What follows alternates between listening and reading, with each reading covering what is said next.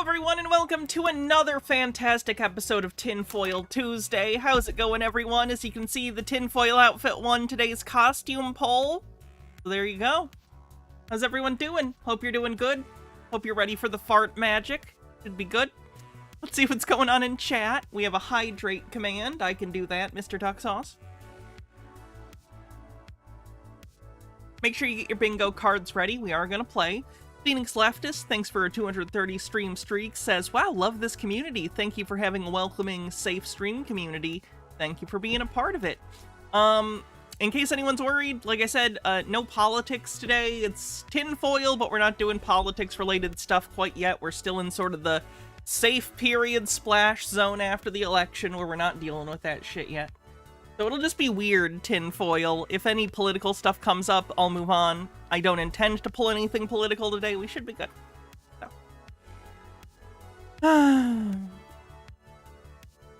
Dr. Blast, thanks for 115 stream streak. Appreciate ya. Catholic anime jump scare. Yeah, this should be interesting. This video about why the Catholic anime character's evil or whatever. Trey says the thing with fart magic is they always have to pull it out of their ass, but I'm bummed. Hydrate. Can do. If you can, do me a favor, like the stream if you're on YouTube, it helps a lot. If you want to help support the stream, we couldn't do it without viewers like you. You can always gift subs, bits, donations, tips, memberships, whatever. And, yeah, I think that's our housekeeping for the day. Robo Twilight, thanks for a 7 stream streak, says, gotta love magical farts. Yeah, we're getting, this is the highbrow stream. This is the highbrow tinfoil stream, nothing but fart jokes. Alright, before we get into the fart magic stuff, we'll get into some other stuff. Like I said, we are doing bingo, so keep your card ready if you'd like. Let's just get into some stuff. How about this guy? Just random. Let's pick random videos. Let's talk about aliens for a minute, okay? Oh, good. So if I say to you... Thanks, Spokane Dog Man.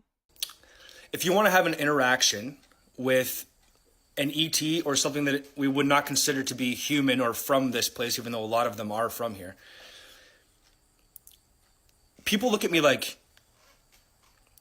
I don't understand the ignorance. I don't understand how don't you get that that is there? How could you possibly believe that you're the only thing? And it's funny because people know they're not the only thing, but they still have that same reaction every time anyways. And it's fear.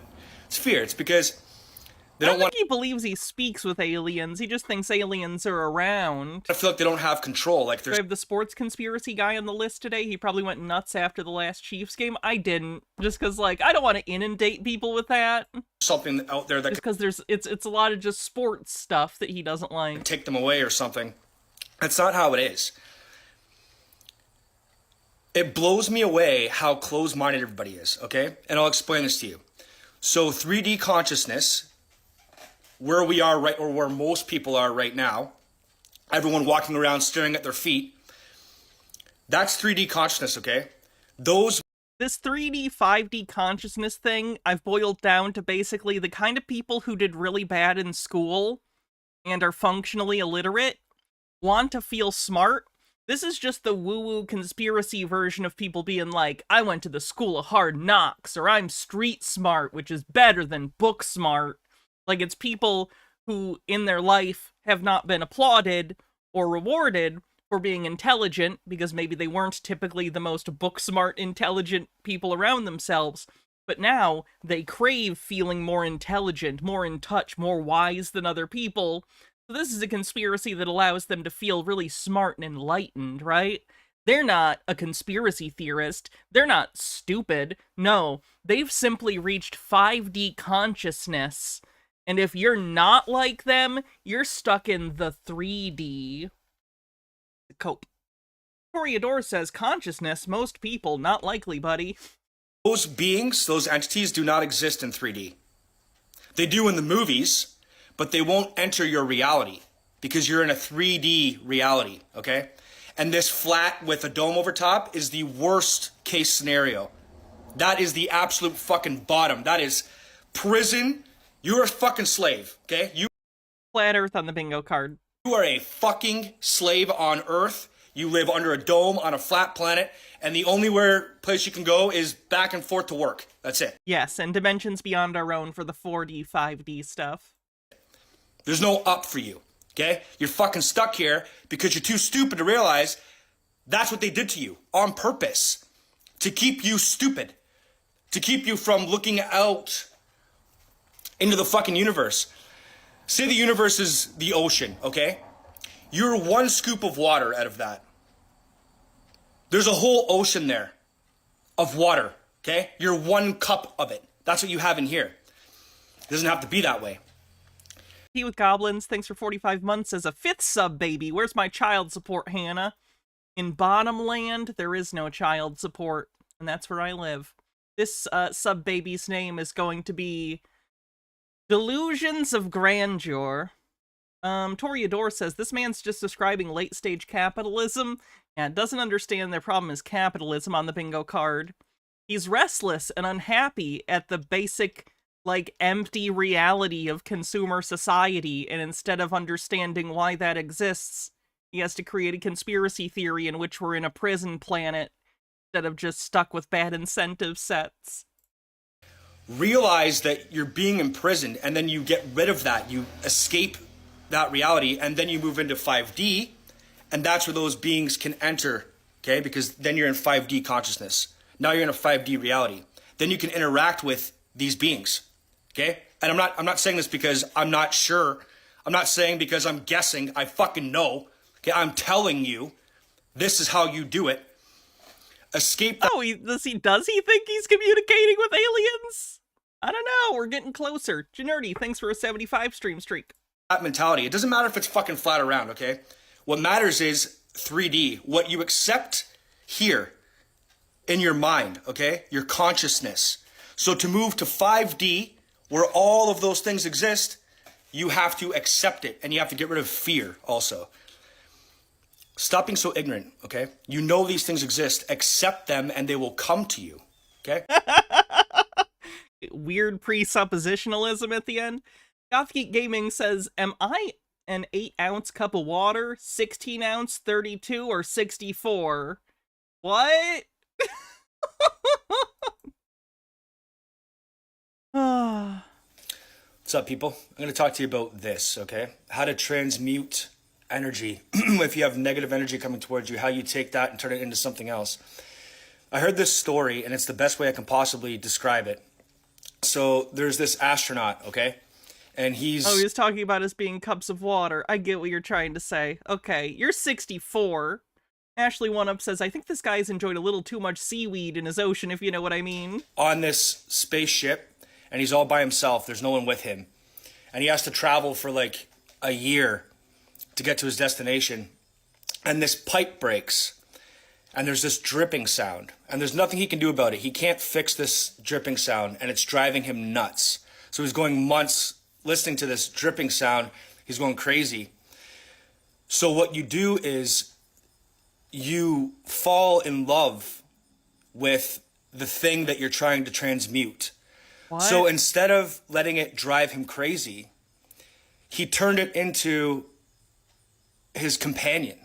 So the sound of that drip now gives him comfort. Every time he woke up, he would listen for that drip. He wants to hear the drip because that turned into... His step is to literally drive yourself fucking crazy. A positive energy for him, right? And that's exactly how you do it. So Artemis8192, thanks for 45 months, says new sub baby. Time for another sibling for Craven the Humpter, Rumpelstiltskin, and Morb Morb, the double baby. We'll go with Venom, The Last Dance, the threequel. That's the name of the baby. So when you get the that absolute most vibes-based conspiracy. Negative energy thrown at you. Going clinically insane to own the list. Have you considered if you're uncomfortable by the state of society, you just completely and entirely drive yourself mad to believe you love the things you hate, actually? Stephen J. Neptune Man says, this short's perfect for Tinfoil Tuesday since it's inspired by the lizard people conspiracy. It's about the fact that legless lizards can look like snakes. Thank you for the link. Use your love and your compassion and turn it into something that is going to benefit you, right? Have you considered developing Stockholm Syndrome? Hot tip. Skipazoa with 100 bits kicks off a hype train. Fennikagami says, I hate to do this again, but my brother's chemo is starting soon, and the winter wind down is starting at work. I'll be on selective leave in December. If anyone can help, greatly appreciate it. Check out that GoFundMe and help out if you can. Toreador says, already 10 steps ahead of you. I'm mad as hell, and I'm not going to take my meds anymore. That's probably not good. Probably take your meds. Probably. Alright, let's move on. Ugh. Are we just gonna do the fart magic? Am I just gonna do it? Why not? We might as well do this. It's by the cabbage people, too, so you know they're gonna be stinky. Cabbage farts joke. You're welcome.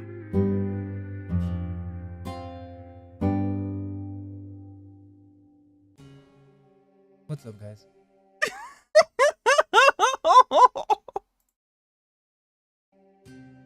Okay, so I know the title of this video seems kind of jokey, and I mean sure, it's kind of funny, but this is a really weird subject in history that I haven't really seen anyone make a video about. It's strange that this was actually such an important art form in ancient and medieval times. What? So while it is kind of humorous, it's also a fascinating history that not too many people know about. Fennikagami says, can I just say if I wanted to deal with fart magic, I'd play Stick of Truth? That was a good game. It's not supposed to be a super serious video, and I have a big project I'm working on right now. But in the meantime, I figured this would be something interesting to cover for a small video. So yeah, this is kind of the history of farting, and I think What do you mean the history of farting? Hummel Homestead, thanks for gifting a sub and getting us over level 1 of the hype train. it kind of exposes the silliness of the history that we've been told. Well, let's start with Are these cherubim fart 69ing? Ah! ancient times, or what we're told is from ancient times. But apparently, farting was a really big deal. What does that mean? What do you mean farting was a big deal? Like philosophers writing on it and emperors making laws on it. It was literally an art form.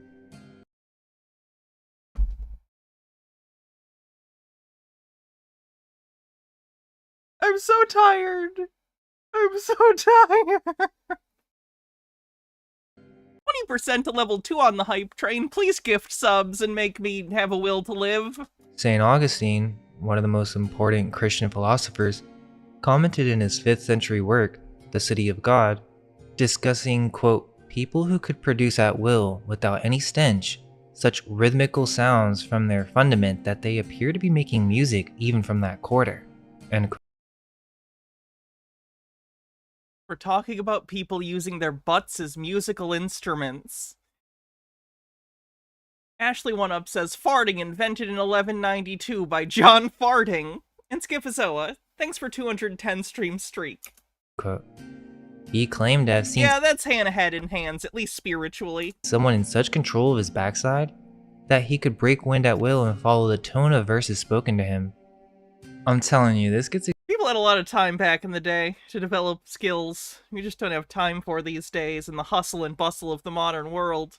Overthought says, lest we forget the lesser-known Shakespearean classic, much a poo about nothing. extremely weird. But back in the 1st century AD, the Roman Emperor Claudius actually made it legal to fart at banquets because he was worried people might hurt themselves trying to hold it in. Made it legal implies it was illegal before. Was there a period in history in which it was illegal to fart at banquets?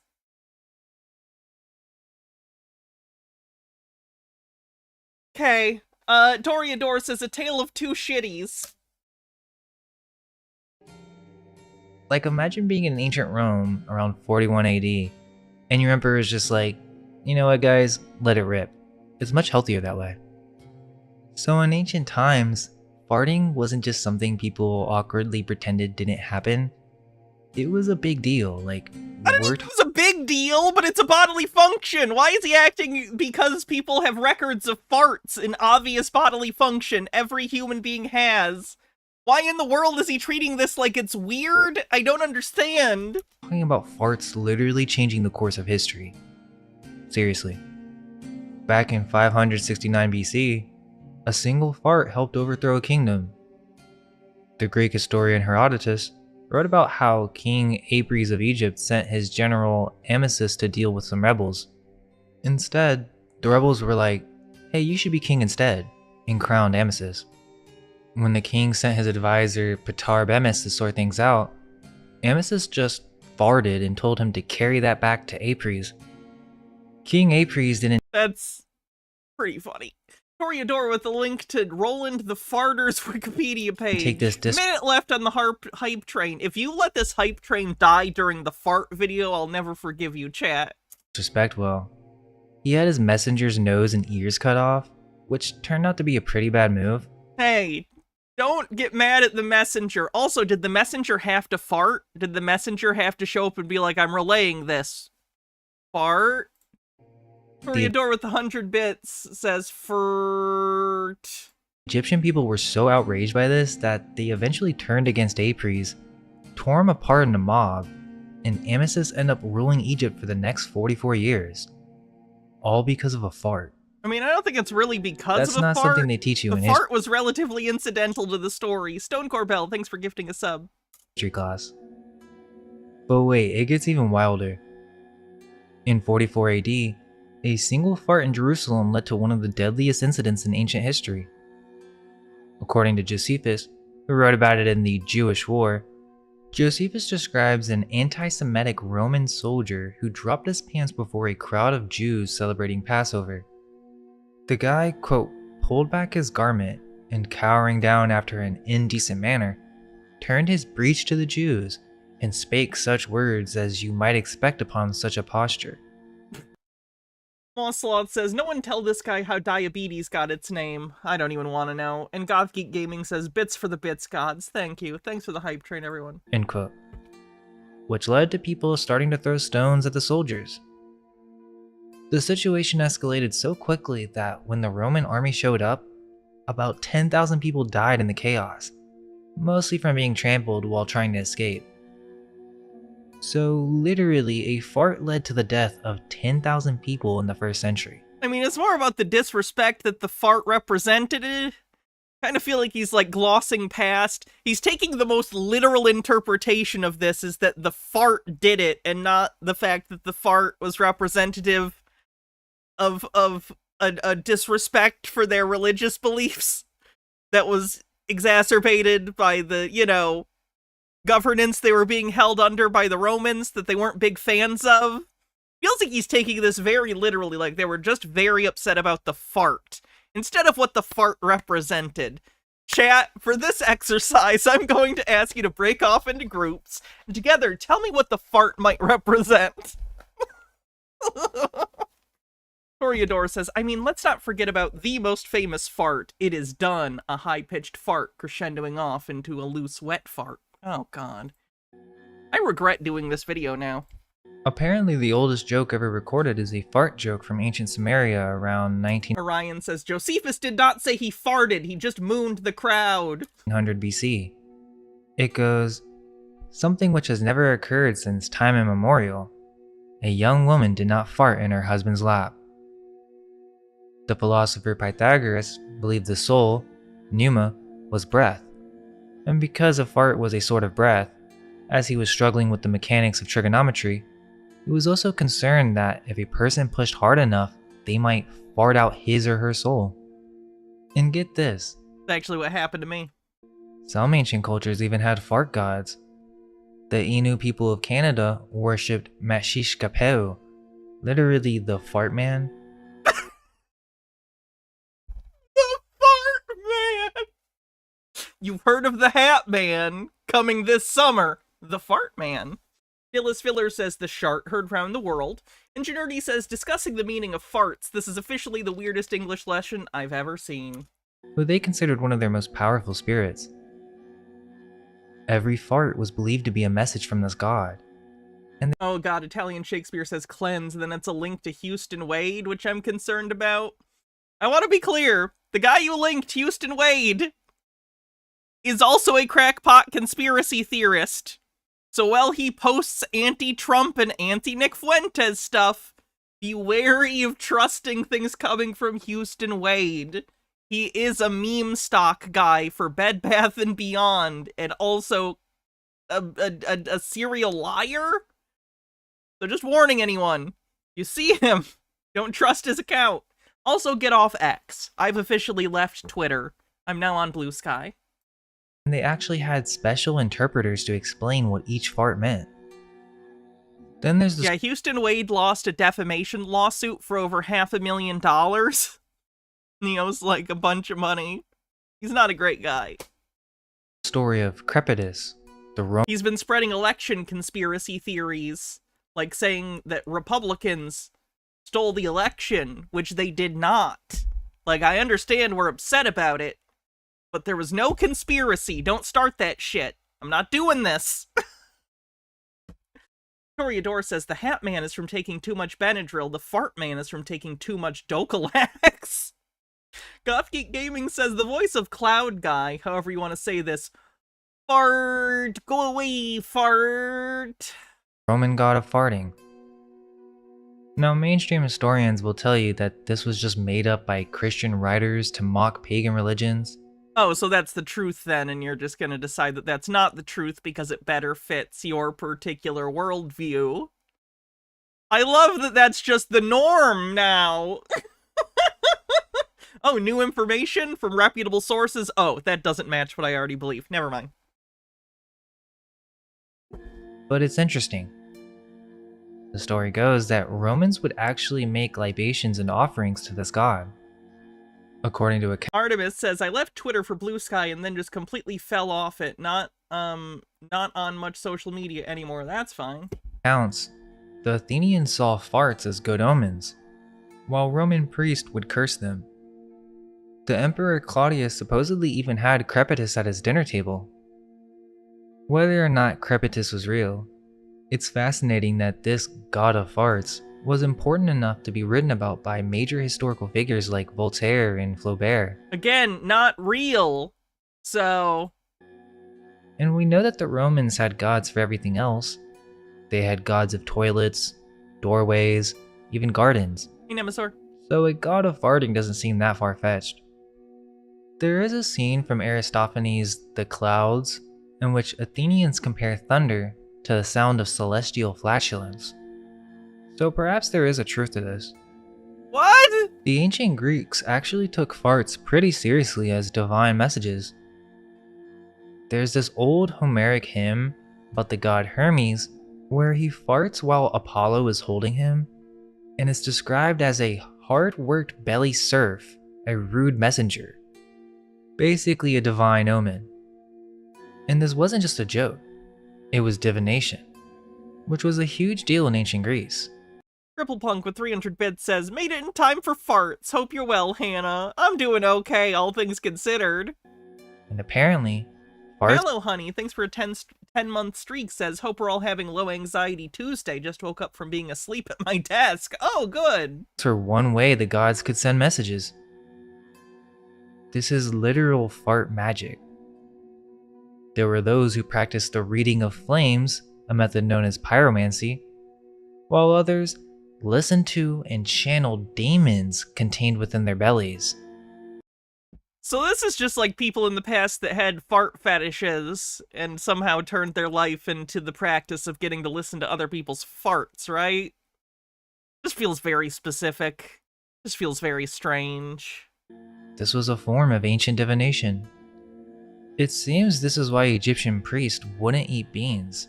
What the fuck are you talking about?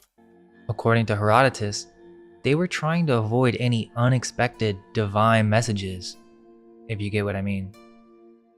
So moving into medieval times, farting started to transform from something religious or magical into an actual Toreador says, Cassandra, the poofetus of Greece. respected form of entertainment.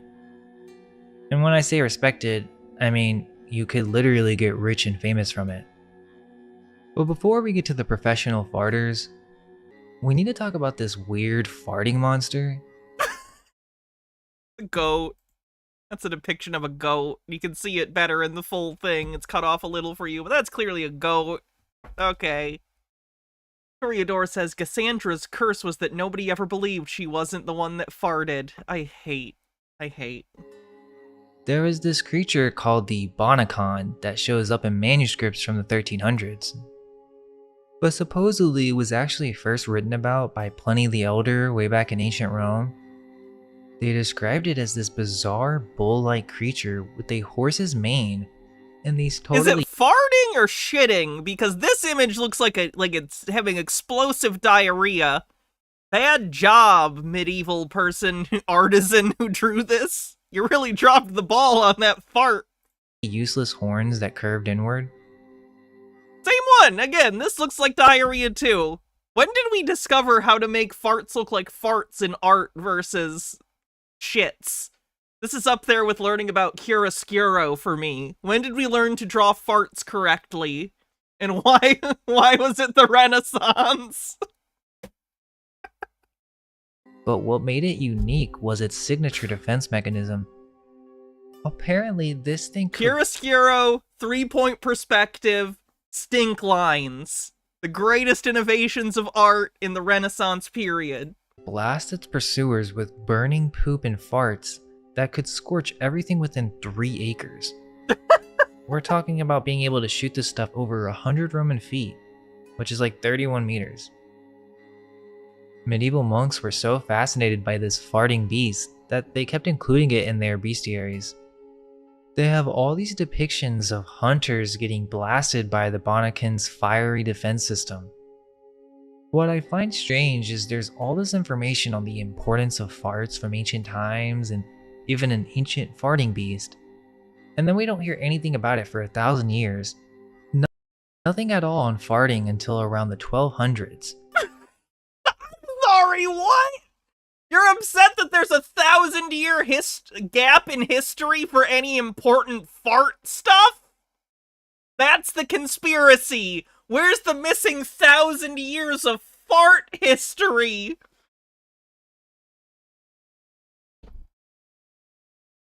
I will live and I will die, understanding the world no better than when I came into it when I go out. This is a confusing, disastrous place full of nonsense, and I really wish I hadn't come here. Now all of a sudden, farting has become the height of entertainment. So yeah, this gets into Roland the Farter. He was a professional farter who performed for King Henry II of England in the 12th century. His signature move He walked so streamers could run. was this combination of a jump, a whistle, and a fart. Oh no!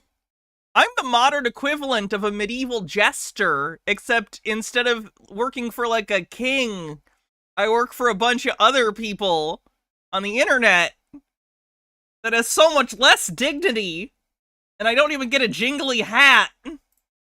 And apparently he was so good at it that the king gave him a whole manor house and 100-acre Okay, I walked into that one. Juggle command! Yes, my There's a lord, land in right Suffolk. away! Hoo-hoo! God damn. Imagine being so good at farting that you get a mansion for We it. did it! And okay, are we going to question why this was entertaining to a king during these times? It's just It wasn't Netflix. What did you expect him to do? Hats off. Jester hat. I don't have a jester hat. These ones do have jingles, though. Ah!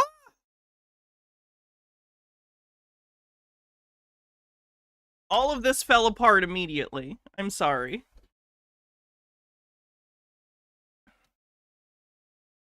Sorry, Gothkey Gaming. I'll get to it in a sec. This, that, these, somewhere. Now it's jingly. We did it. strange that medieval nobles actually loved crude humor. The cruder the better. We're talking about a time when people would pay to watch mystery plays where devils would run around farting at the audience. Supposedly, this profession was widespread in Ireland. Yeah, humans are dumb animals. We're literally fucking apes, and we like stupid, crude humor because we're disgusting animals. Ireland throughout medieval times.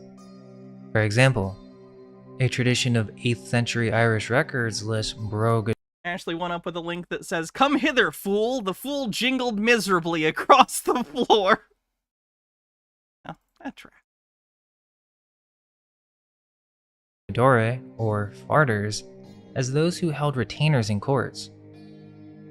Roland's contemporaries, a group of Irish farters called Brigatori, allegedly occupied a table at the banquet hall of the High King of Ireland.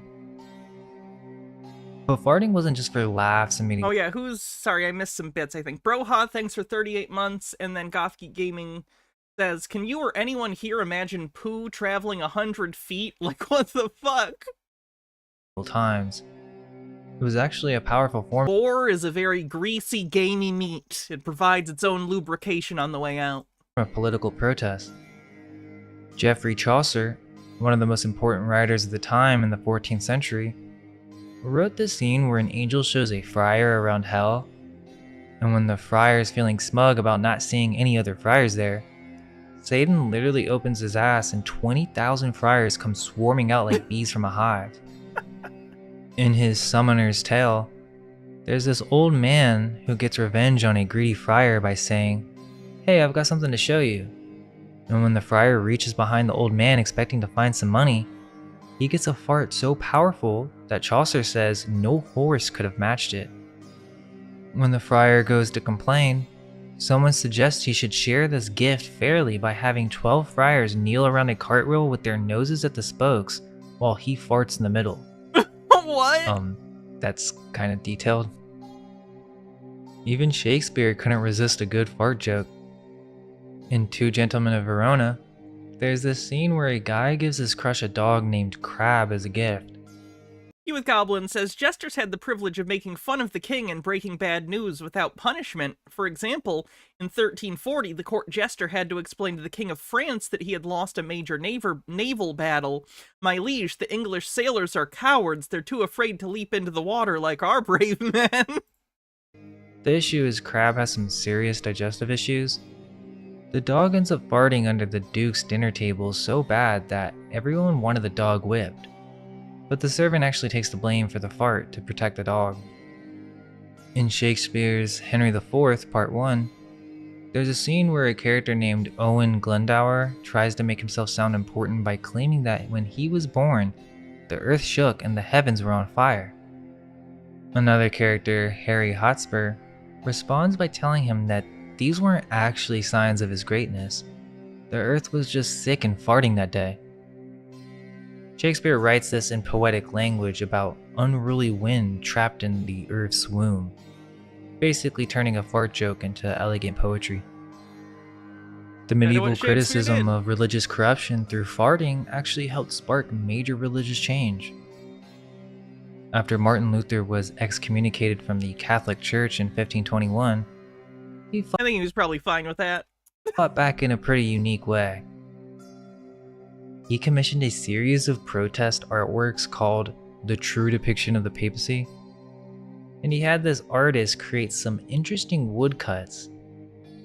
One of them is called The Birth and the Origin of the Pope, which showed a female demon literally pooping out a pope.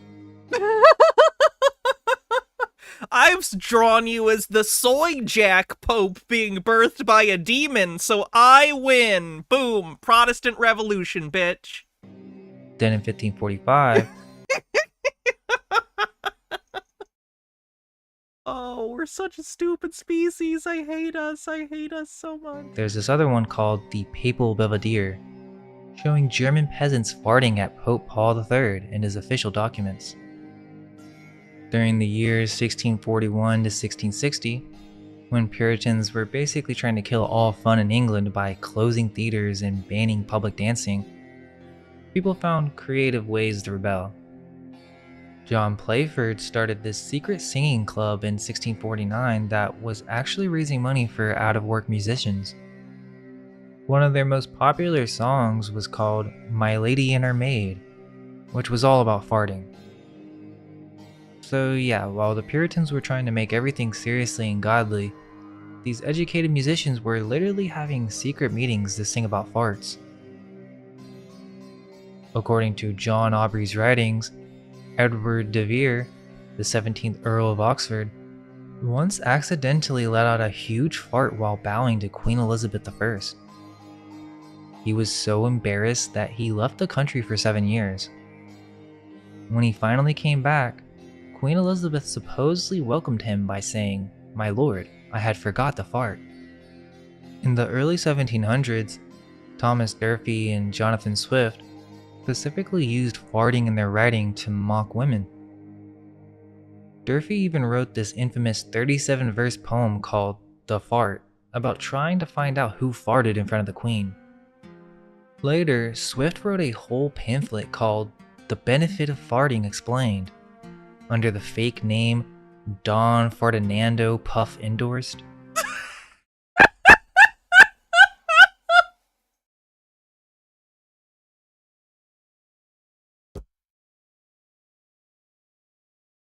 I need a nom de plume for this. Don Ferdinand.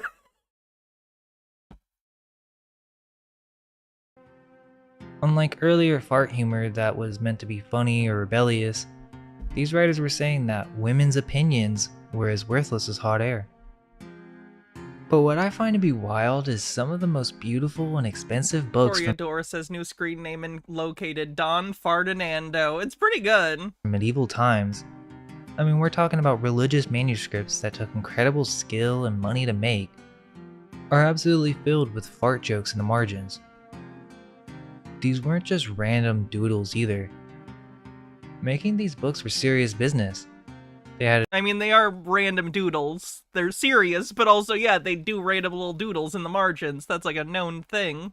to turn animal skin into paper, use gold leaf, and spent months creating just one book.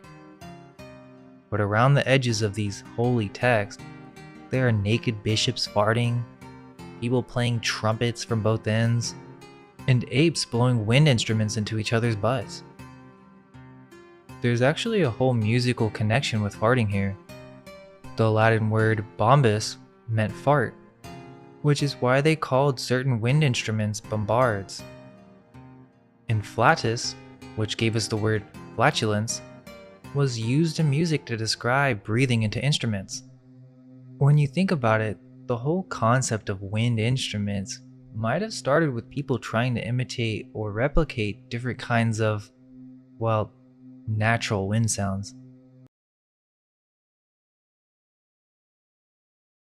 No, wind instruments were not invented to simulate farts. No, wind instruments were not invented to simulate farts.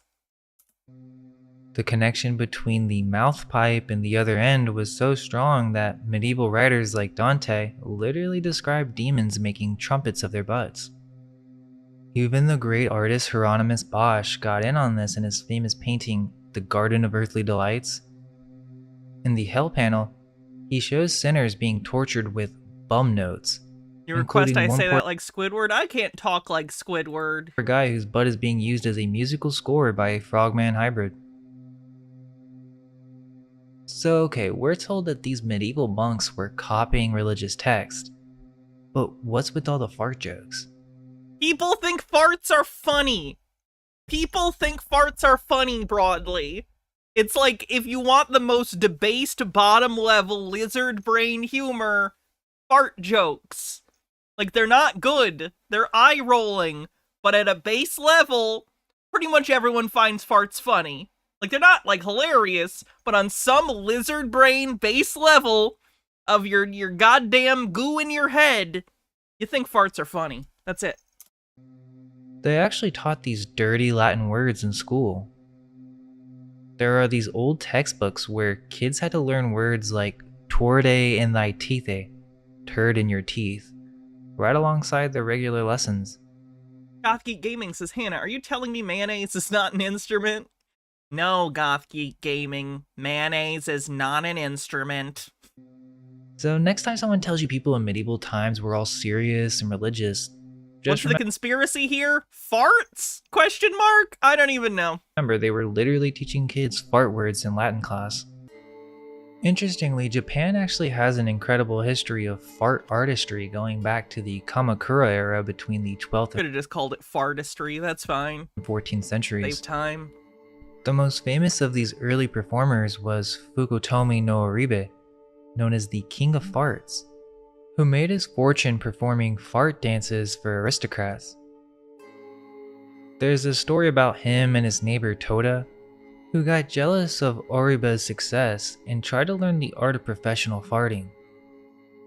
Well, it didn't end well. Toda took some mysterious pills from Oribe and ended up having a very messy, very public accident at a nobleman's house. But it was during the Edo period. If you invite fart performers, don't be surprised if shit shows up. Just saying. Toreador says he's gaslighting us, and Dillis Filler says you might even say it's his farte. Pedikagami says, alright, I'm gonna ask, who taught Cabbage Man about Mr. Hanky to give him a new hyperfixation? When farting really became an art form in Japan. The streets of Tokyo had these shows called Misemono, where you could see all kinds of unusual performers, including a guy known as the Mist-Descending Flower Blossom Man. In 1774, this performer became there's no way I'm clicking on that, Zytam. famous for taking in air Or that medicated person. and releasing it in what scholars actually describe as modulated flatulent arias. Like, this guy was literally doing musical compositions with his farts. The Japanese were so into fart-based entertainment that they created these art scrolls called higasen, literally fart battles. These were elaborate battle scenes where people were using farts as weapons, blasting each other through walls, uprooting trees, and sending animals flying through the air. Oh, poor cat! People would try to defend themselves with fans and face masks against these wind attacks. They even showed people trapping farts in bags to use as weapons later. While some people have tried to say that these were political statements about foreigners, they were really just a part of Japan's long tradition of bathroom humor and art, dating all the way back to the 12th century. In the late 1800s, Joseph Pujol, better known as La Petoman, which literally means the maniac farter, became France's most unusual celebrity entertainer. After discovering as a young swimmer that he could draw water into his rectum, he learned he could do the same with air and control its release with remarkable precision. Unlike other farters, That's quite a poster. Moira Soma says, I'm sort of impressed by the research here. Makes me so much more sense that than his cabbage videos. This is actually interesting. Half the information might be wrong. It seems to me like he might have grabbed half this shit from, like, ChatGPT. But I could be wrong. Will I click this, though? It's safe, I swear, no jokes. It's the Scat Man, which I can't play for copyright. Pujol wasn't actually passing gas. He developed a technique where he would inhale air through his mouth and somehow channel it to be released through his rectum. Yeah, I'm pretty sure that's literally impossible. Your digestive system doesn't work that quick. If not, he invented circular farting, which is interesting. Like circular breathing of the ass. Performing at the famous Moulin Rouge in Paris, he would appear in a formal tuxedo and treat his act like a sophisticated musical performance. His repertoire included playing songs like La Marseillaise, imitating cannon fire and thunderstorms, blowing out candles from several yards away, and even smoking cigarettes with his rear end. La Beetleman became boofing cigarette. So popular that his audiences included the Prince of Wales and King Leopold II of Belgium. He performed until World War I, when he retired from the stage and returned to his original profession as a baker. Really? Interestingly, Okay. even in modern times, when La You think Beetleman's he ever farted on the bread? story was adapted for theater in Like you just forgot which job he was doing? 2001, several theaters rejected it, claiming their audiences were too sophisticated for the subject matter. And this really points out to something ironic about our entire history. We're told that ancient and medieval people were capable of creating these magnificent architectural works, impossibly complex cathedrals, perfect stone structures, and engineering marvels. Yet at the same time, these supposedly advanced builders were completely obsessed with farting. That's where we're at! That's the conspiracy! We got there. It took 20 minutes, but we got there. The conspiracy is, if these people were so good at building medieval buildings, why do they find farts funny? Sir, do you think people who built the Burj Khalifa don't find farts funny? I don't know. There's just no connection. What a ridiculous, tenuous reason for us to watch this stupid fucking video.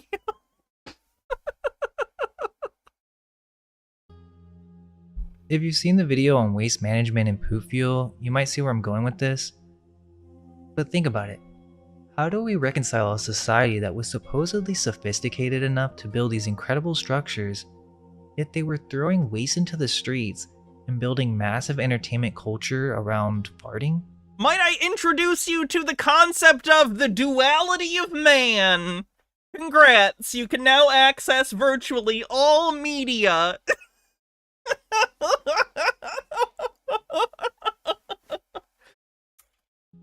More importantly, why didn't any of these magnificent buildings have proper bathrooms or sewage systems? What? It's almost as if these Castles had, like, toilets that would go into muck pits? What are you talking about? What are you talking about?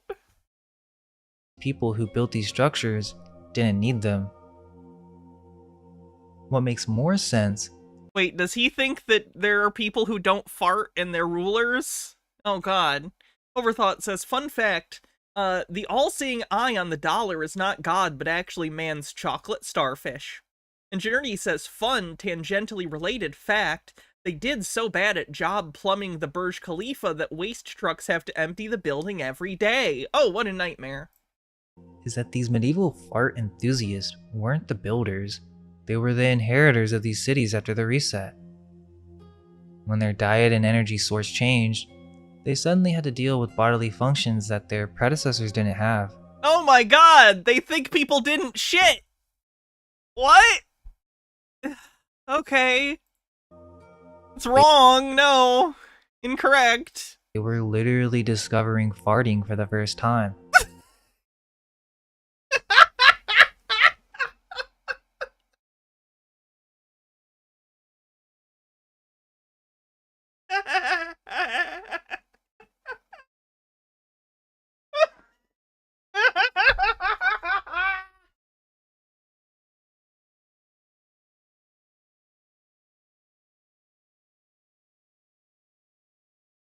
Artemis8192 says, I'm tapping out. I've been blocked from my PC by the guys fixing my roof, and I can't handle this as a primary entertainment. It's gotta be diluted by playing a game. I'll catch the VOD later.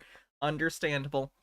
You with Goblin says, Mozart wrote a song about eating ass. That's culture, that is. Safe for work, I promise. Leck mich im Arsch, aka lick my ass.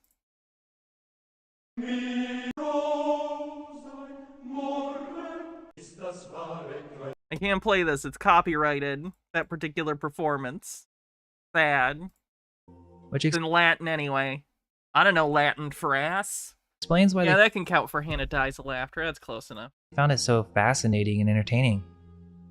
It doesn't make too much sense that people who were throwing their poop on the street, getting drunk, and entertained with farts would be responsible with the construction of many of these structures. What does that even mean? There are people who find farts funny now. Like, what are you talking about? Humans are just disgusting animals that are complicated.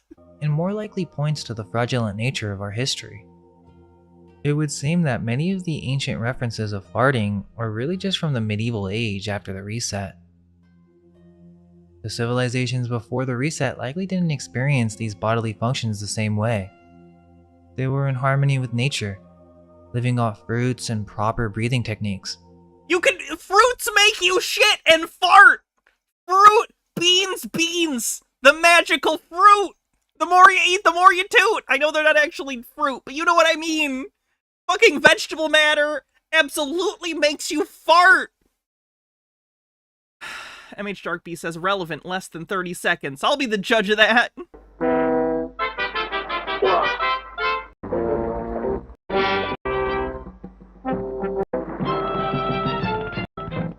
I still had to skip through it. 20 seconds is a bit long for copyright stuff. It's got to be like 5 seconds.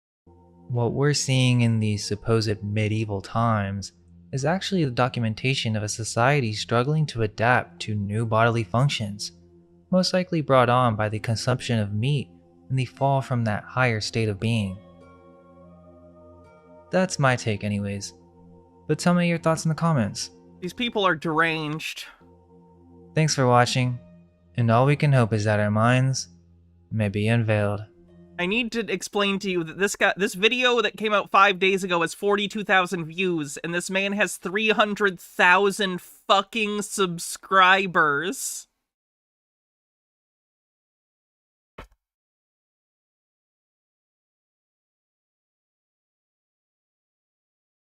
We're fucked. We're so fucked. We're so fucked!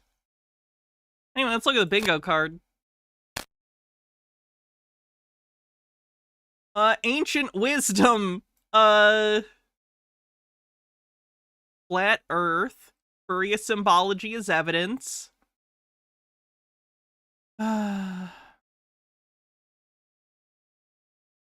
Incorrectly believes evidence is self-evident. Vibes-based conspiracy. Doesn't understand their problem is capitalism. Doesn't understand architecture.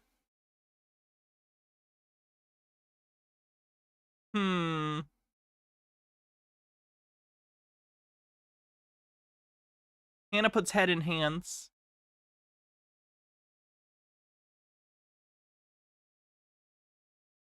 Hannah might die of laughter.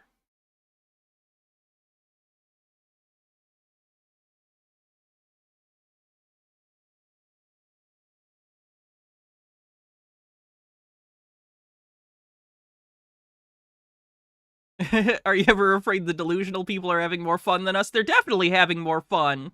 Of course they are. Being a fucking idiot must be great. Being a delusional fucking moron has to be the greatest thing ever. Probably awesome. I'm very envious. Oh.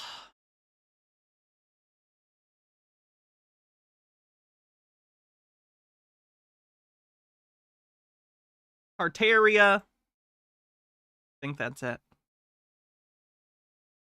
Benikagami says, buddy, everyone has had dysentery for most of human history. Also, most of human history is filled with people trying to destroy history. That's why there are gaps. And finally, taste change as do language, so it's possible that jokes are there, you just don't understand them. Alright.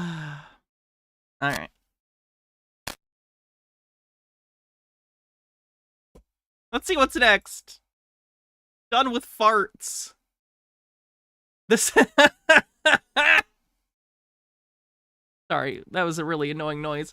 This is entitled Navajo Code Whisperer Decodes Vatican's Jubilee Mascot.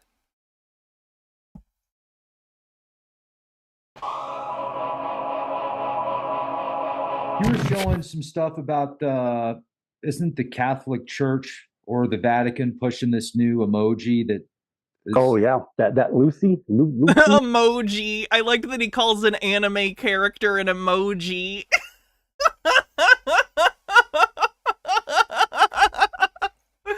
God damn it.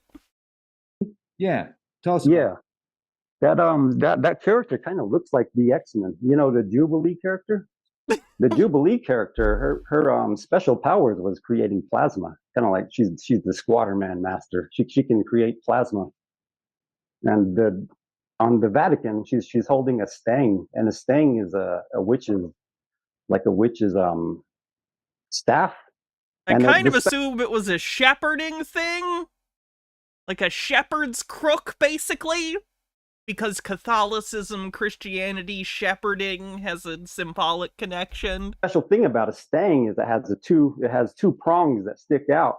One prong is into the one prong is in like shade. Isn't this guy too young to be a code breaker? I don't know anything about Navajo code break. Like, I have no idea. It has And to then be. the other prong is in sunshine. So you get one from the dark and you get one from the light. And with that character with the Vatican, her boots are muddy. So It's a stick for catching snakes. Okay. this whole symbolism is like with the Kabbalah tree, which is The ball on the bingo card. the bottom part. They call it Malkuth. Malkuth is the muddy. They call it the bowel area. The Malkuth to the Keter is the top. And right now their media is kind of holding back on it, but I believe that there's going to be a huge celebration of Christmas this year, and that's because the code breakers were in World War II. It says Navajo Code Whisperer. Telling you what it says. Keter. The crowning. What else do you see with the mud on the shoes and the lower part? The Malkuth. The Malkuth, yeah. So Malkuth, yeah. Are they telling us? What are they telling us? Like, what's the event linked to that? She's a psychopomp. You know what a psychopomp is, right? Jesus was a psychopomp. Death is a psychopomp, and I believe Mercury was a psychopomp. What? A psychopomp is a character that can travel from both hell, right, like plain Earth, and also heaven. So a psychopomp is an entity that can travel through all three realms. So the anime character can travel to hell? That's kind of cool. Fenekagami says, this is why appealing to young people like this is pointless. Their brains will always find a way to interpret you as evil no matter what you do, as long as they have a bias against you. So right now and below. Okay, so you're that's what you see it represents? Yeah, and for us Navajos, like the word for Jesus is similar to the word for Jason. The one that doesn't die. Okay. And how would that be linked to Lucy with the representation that they're showing us? Let me see if I can pull that up. That's the New Age. Yeah, these are Jubilee years. They occur after every seventh Sabbath year.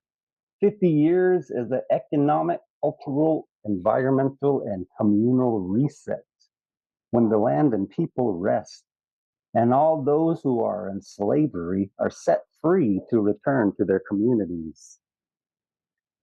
So that's what a Jubilee is.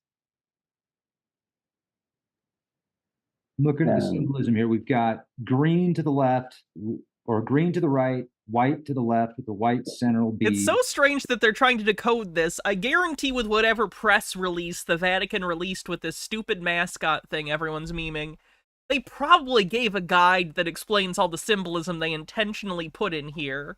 But instead they want to sit here and make it nefarious instead of just cringe. Ashley One Up says, I don't get it. What could the Catholics have done to make minorities think they're evil? Oh, wait. Then we have a blue, white, red, green with an orange cross, muddy shoes, and then it looks like a certain symbol within the eye even. I don't know what kind of symbol that is. Fenekagami says, no, a psychopomp is a being that travels between life and death, not heaven and hell. Their role is normally as a guide or an arbiter of the afterlife. And Toreador says, oh, are they talking about the lance of Longius? Often depicted as two-headed spear or part of a trident, it was a spear entombed with Saint Longius. I know that's not how to pronounce it, but I can't do it with my mouth for some reason. And is supposedly a lance made from the spearhead of the Spear of Destiny that pierced the breast of Jesus on the cross. Hey, Carpcosian.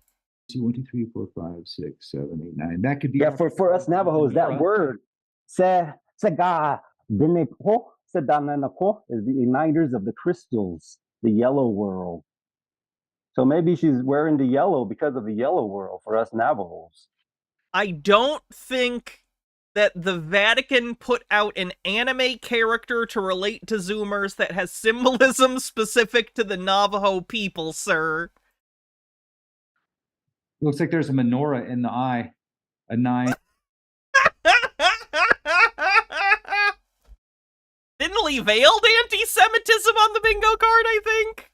They're looking for hidden Jewish symbolism in the Catholic anime character. I know they did that earlier with the Kabbalah stuff, too, but yeah, we're gonna go thinly veiled anti-Semitism on the bingo card for that. Raid menorah. Mm-hmm. Like a seashell, also. Kind of like a... Yeah. Or fountain. You can see the Jesus symbolism on her heart area. Oh, yeah, look at that. There it is. Is that a boat? The Calvary, I guess that would be called. Okay, it looked like a boat almost, the cross at the bow. And she also has like a rosary connected with with the cross. That's the symbol of the Chrislam that's coming up. They call it the merging of Christianity and Islam.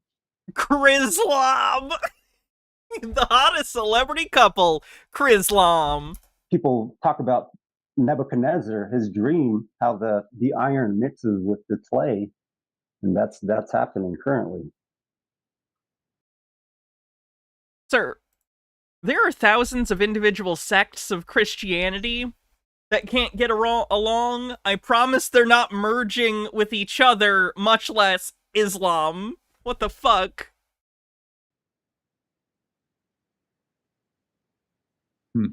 Everything in the design revolves around symbols for Catholic pilgrims. Yeah, I assume it's related to whatever thing they made this for. Benikagami says, also, pretty sure the Navajo don't have heaven and hell in their spirituality. If they do, it was likely after the Catholics literally beat the religion into them. Lucy, great name. Illuminated one. It's pretty cool, man. Oh, yeah. It's pretty cool. Lucy the Lights. And the one thing that they're talking about also is like Terra. Terra is a tree. So you have a tree and a rift, the tree that's split, I guess you would say. And some say that the character Jesus is actually like a tree. He's planted a tree. He's got it. Okay, I'm moving on. What else we got?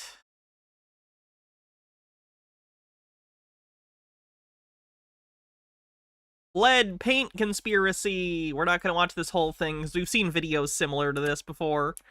But in case you're like, can people get any dumber? Don't worry. They're begging for lead paint to come back because they think it's a conspiracy. Back in like the 50s or the 60s, they had a whole movement going on. I might have the decades mixed up. Y'all do the research. But they do your own research on the bingo card. Started saying, yo, the children are eating paint chips. And because there's lead in the paint, we need to start removing all lead paint from now on. Right? Because I know you've heard about lead paint, right? Yeah, no more lead paint. Why? Because the babies is eating paint chips. In your lifetime, have you ever seen any kid eat paint chips? First of all, lead is slightly sweet in paint. So the reason they're licking it, because it tastes sweet. Secondly, pretty sure it can also get in the air, which isn't good for you. No. Getting it on your hands, eating with your hands covered in it, not good for you. You? Any paint chips? No? Okay. You know, anytime you want somebody to do something without thinking, just say it's hurting the children. You know what I'm saying? Why would they want to remove lead paint? Because it is toxic. It causes heavy metal poisoning that makes you dumb and violent. From the homes. Because Here we go. of Come the on. technology, because of it blocks radiation. There we go. It blocks radiation. Look at them neurons firing. The amount of lead and lead paint on your fucking walls is so thin. No, it doesn't. What are you talking about? Superman is all powerful. But hey, put that kryptonite in the lead box, he won't know it's there. So Superman is a fictional character. how else am I gonna get frequencies, 5G and all that stuff to permeate through your walls and through your home, affecting you? It was possibly one of the things that led to the fall of the Roman Empire. I'm sure nothing like that would happen twice. So I could see. Unless people were stupid enough to put it in something like, I don't know, leaded gasoline that then got put into the air for generations, leading to literal decades and decades of human beings being born in an environment that causes them to be violent and stupid. But who would do that? Toreador says they took lead out of gasoline so the government could spy on our cars. See through your house and see your body and connect with you as a network. Who's seeing through your walls? Who's listening to you? Who's censoring you? What's going on? It's funny how most conspiracy theories turn out to be true. Did you? They don't. Conspiracy theorists love to tell themselves that, though. What's up, truthers? So I was watching this video.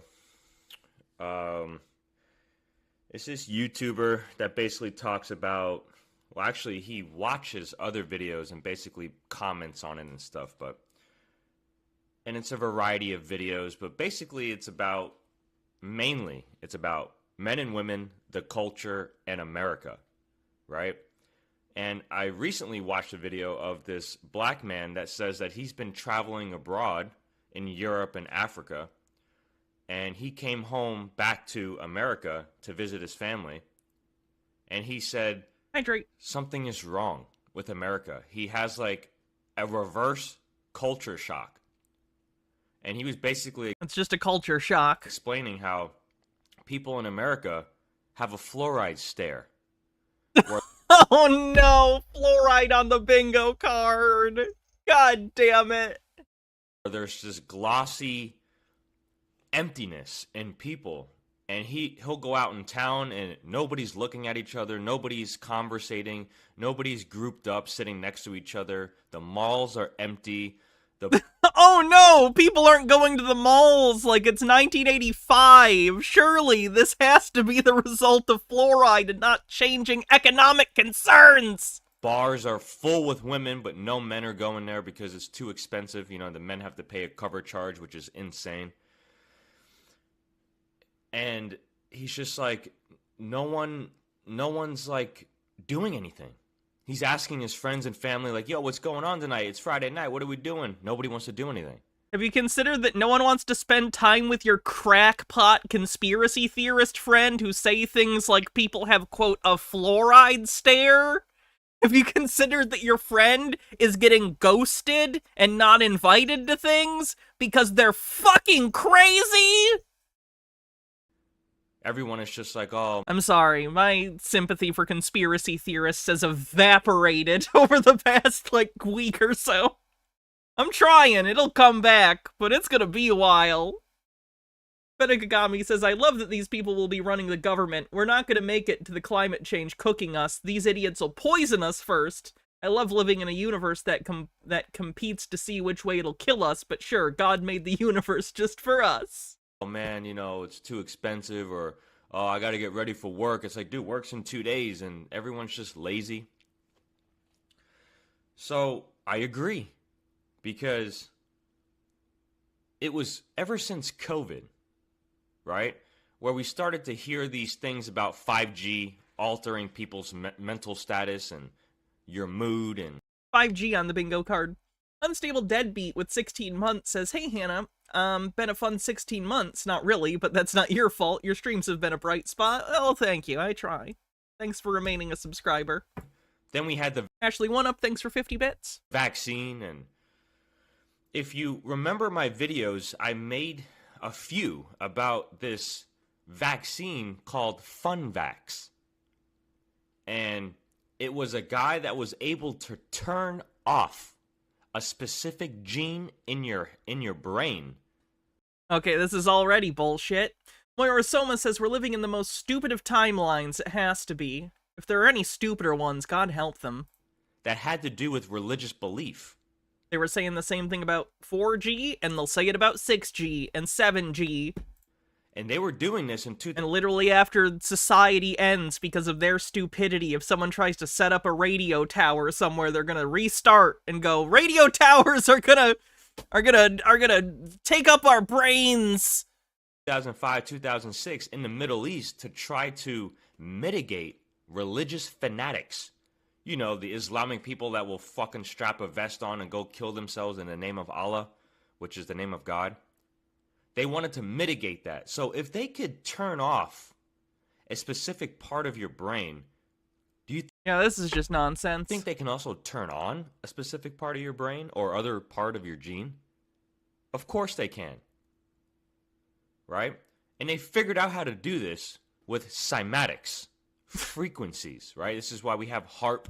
This is why we have the 5G HARP on the bingo card. towers. We have the cell phones. All these things are emitting specific frequencies. And I have a little example here for you from Rick and Morty. And Oh, good. You have to have a very high IQ to understand this conspiracy theory. Fennikagami says, Hannah, don't feel bad. We're all at the point where we're all waiting for reality to hit them like a train, and while they'll never realize they're wrong, we'll all say, told you so. They won't ever realize. I cannot put enough of a point on this. These people will never realize they're wrong because their psychology is constructed in such a way to not let reality in if it makes them feel bad. That's just a fact. None of these people are ever going to change. They will double down every time. So strap in. Things are going to be rough.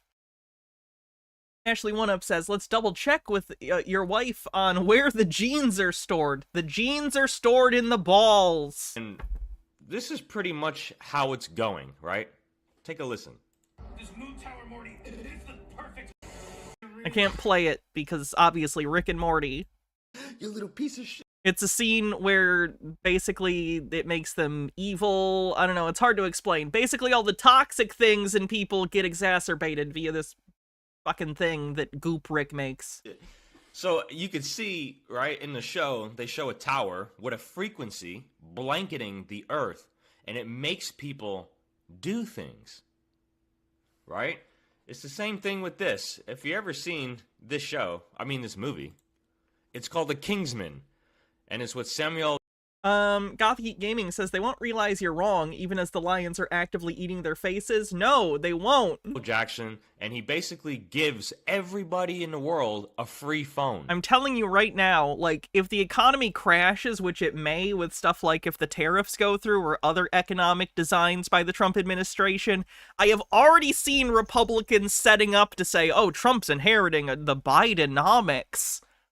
I'm telling you, the economy could crash and eggs could be $12 for 6 of them, and these people would not admit they had any shred of culpability with that.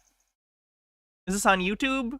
Like my stream should be. The thing that he's watching, no, it's on BitChute. So people are like, yay, free stuff, because, you know, people are idiots and sheep and they take it. Sheeple on the bingo card. But little do they know that he has a secret plan that these phones are going to emit a specific frequency to get you to be angry or toxic, just like you saw in Rick and Morty. Just like you saw in Rick and Morty. And this is a scene from Kingsman where he murders the Westboro Baptist Church analog. It's getting them to be godless. It's getting them to be moodless. It's getting them to be lazy. Right? Not only that, but mix that in with the toxic food and the toxic water, right? The people that are not making educated choices to eat better and find other ways and find water that's better, right? I think what gets me the most is that the stupidest people on the planet are telling educated people that they're not educated because they don't watch Joe Rogan tier bullshit. And that's frustrating. Greetings, my dear beloved children. Now, when you have a clear understanding of what reptiloids are... Ooh, reptiloids! Reptilians on the bingo card. Reptiloids. That's a new pronunciation for me. ...and in what way they differ from humans, I would like to cover one more topic connected with their evil deeds on Earth. This time, we are going to discuss gene-modified creatures that appear in hundreds of thousands on your planet. To produce them, reptiloids got the best human minds and the cutting-edge technologies in service. Let's consider what gene-modified humans are. To cut a long story short, they are biorobots or clones. Clones on the bingo card. I'm assuming this is pushing its way toward an NPC narrative where once again it allows them to dehumanize people who believe differently than them. their political or just ideological enemies aren't just people who disagree with them or maybe have a different perspective.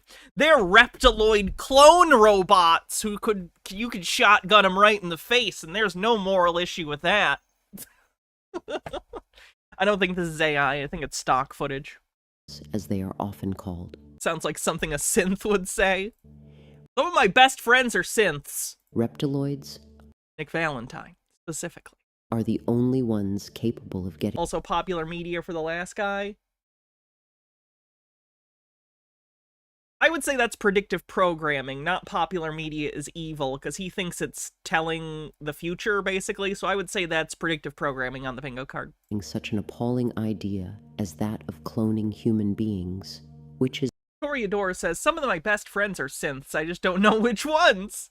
is making creatures lacking a divine particle that is any human's essence, their soul, their most precious treasure. We can't find it anywhere, and we have no evidence it exists, but I'm sure it's the difference between my enemies and me, and why it's okay to kill them. Gothgeek Gaming says, you're a reptilian, is there any truth to this? Not even a little bit. These people are just out of their minds. Your mass media present cloning as a scientific breakthrough, being tested, but in reality, it was turned into flow production long ago in numerous laboratories. Yeah, this isn't a thing. I've talked to my wife about this. My wife, who is a PhD, she's a doctor in developmental genetics. The idea of any sort of large-scale cloning, no, we just aren't good at cloning. Dolly the sheep was lucky. There's a reason there aren't a bunch of cloned sheep all around as like an experiment, because they got really lucky with Dolly. We're not good at cloning things. It's very difficult. Of reptiloids, much less fucking human clones. In different corners of the planet. This is how it is carried out in practice. Method 1. Since That's AI, because he's got 2 arms on one side. Uses AI on the bingo card. Look at the arms. Wow, that's real bad. Reptiloids are numerous in medicine. The field they penetrated persistently and systematically so as to influence humans by all means available. High caste reptiloids have managed to introduce their proteges into the field, and they have got access to frozen ovules that are widely used nowadays all over the world for artificial impregnation. What about people getting their dogs cloned? Takes a lot of tries, would be my guess, and that's why it's very expensive. They modify... It also would be funny if those were just lying to people and just giving them similar dogs. I'm not saying that's what's happening, but it would be funny. An ovule's gene to make it comply with the program of this creature's conscious subordination to their masters. And after that, they embed the ovule into a reptiloid woman's body. Why does it have to be a reptiloid woman? A fetus like this won't take root in a human and will be rejected as an alien object in terms of energy. Yet they are working to solve this problem as well. Moreover, only reptiloids can bring up a clone in a way appropriate for them. What does that even mean, appropriate for them? And get them connected to their program. In addition to the dog cloning thing is a scam from what you've read? Oh, that's hilarious. One installed in a clone initially. What is the aim they pursue? Before all, it is producing slaves in a pure form, whereas human conscience, and even half humans, and half reptiloids' conscience control causes the high caste reptiloids a lot of problems as a divine particle inside any human shows itself, preventing reptiloids from total control of human conscience. Clones are dolls to control to a full extent in one's own way, installing the programs to one's liking. For reptiloids, it is essential nowadays, as with rising vibration, frequency of humans, they are losing control over them more and There's that frequency stuff that pops up everywhere now. More, and they have to find new servants and new nourishment sources. Reptiloids have worked out a clear-cut scheme of clone distribution all around the globe, introducing them in each and every country, in each and every life sphere of society. These creatures can have an attractive appearance as their parents have learnt to give them perfect looks which are rare among humans. What? It is these perfect Toreador says would. looks with no drawbacks that make it easy. I know my audience. I'm aware you're all perverts. Mossloth says, as a clone, identical twin, I find this stuff hilarious. My genetics double is trans and gay. To identify them. In this sense, reptiloids have overdone it. It is difficult for them to compete with natural diversity and its easy beauty. Their clones are standard and doll-like, and many people intuitively feel this lack of soul and artificiality that they can't even explain to themselves. Once again, a group of people believing that they just have vibes about people they disagree with and deciding they aren't human beings. This is bad. This is very bad that this is a narrative that is spreading across all forms of the right. Like, this whole NPC business is not good. It's not good. I cannot scream from the hilltops enough how this widespread belief of some people that just literally aren't people, this is bad. It is a portent of worse. What are the programs reptiloids install on clones? Just the same. Gothgeek Gaming says, if the voice on this video starts asking if we like doing tests, I'm out. Portal reference. They initially had themselves, but in a more concentrated form, as they feel that they are losing their ground with the rising vibration frequency of Earth, and it is getting harder and harder to keep human conscience within duality frames, which results in energy deficiency for reptiloids. Therefore, unclones are products, and at the same time, extension of their creators, and the programs they have installed depend on the hierarchy level of reptiloids they are introduced to. Yeah, Lower word caste salad. Reptiloids clones are used as cheap labor, while high caste reptiloids, ones are designed to impose on humans artificial and alien for them values. In appearance, fashion, and lifestyle, it is them who provoke humans to resort to plastic surgery in an attempt to impersonalize them and make humans look like one of their own. It is them who have taken over the world of fashion and force people to hunt after certain makes of clothes, cars, doesn't understand their problem is capitalism, blaming human behavior and our system of consumerist culture on reptoids. Great.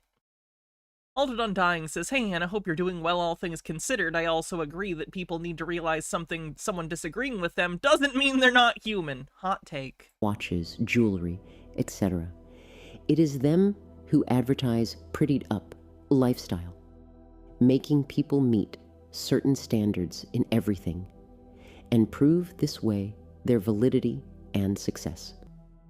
As a matter of fact, the one and only aim of clones creation is to prevent people from thinking about spirituality, life sense, and their true mission, and to mislead their thoughts and emotions into the direction beneficial for reptiloids. Damn, that bitch has got some wheat!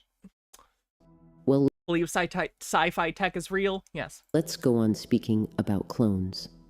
And Dillis Filler says, spirituality is holding a sheaf of wheat. Yep! Study some more. It's all aesthetics. Everything is surface layer and vibes. Methods. Because it's all they have. They don't have... their production. Method 2. This is producing a perfectly new creature out of a human cell. This method is in high demand among reptiloids as it is absolutely safe. All over the world, there are hundreds of secret laboratories churning out such clones. How are they introduced into society? Such creatures keep the genetic memory of humans, whose DNA they originate from, but it has some He's using genetic memory to mean that literally people's memories are stored in their DNA and can be transferred. Not how that works. Programs installed, those required by reptiloids in a specified time, in a specified region of the world.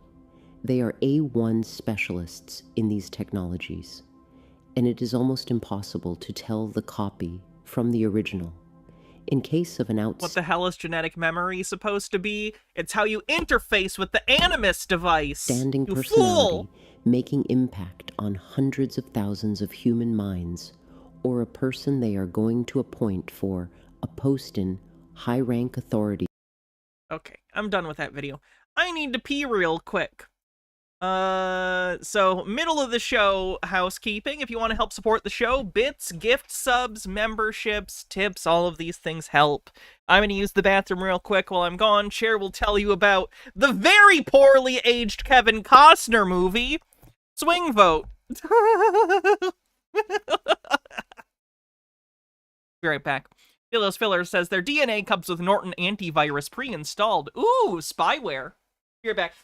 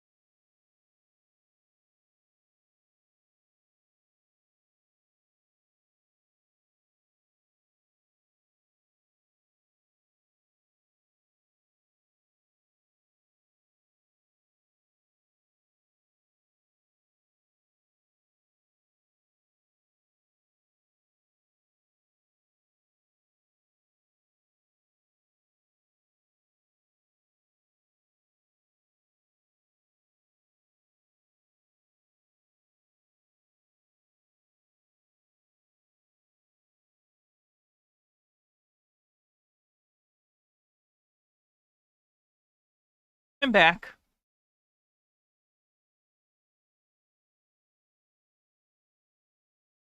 Gothkeep Gaming says he got there before I did, but I see that video creator played Assassin's Creed. Or they just picked it up from another conspiracy theorist. I've heard other conspiracy theorists pull stuff from Assassin's Creed. Ashley One Up says, your top 3 Kevin Costner movies. I don't care what anyone says. I like The Postman. Waterworld? And then Waterworld again, and then Waterworld a third time. That's my answer. Gothgeek Gaming, thanks for gifting a sub to Halloween Town. Thank you very much.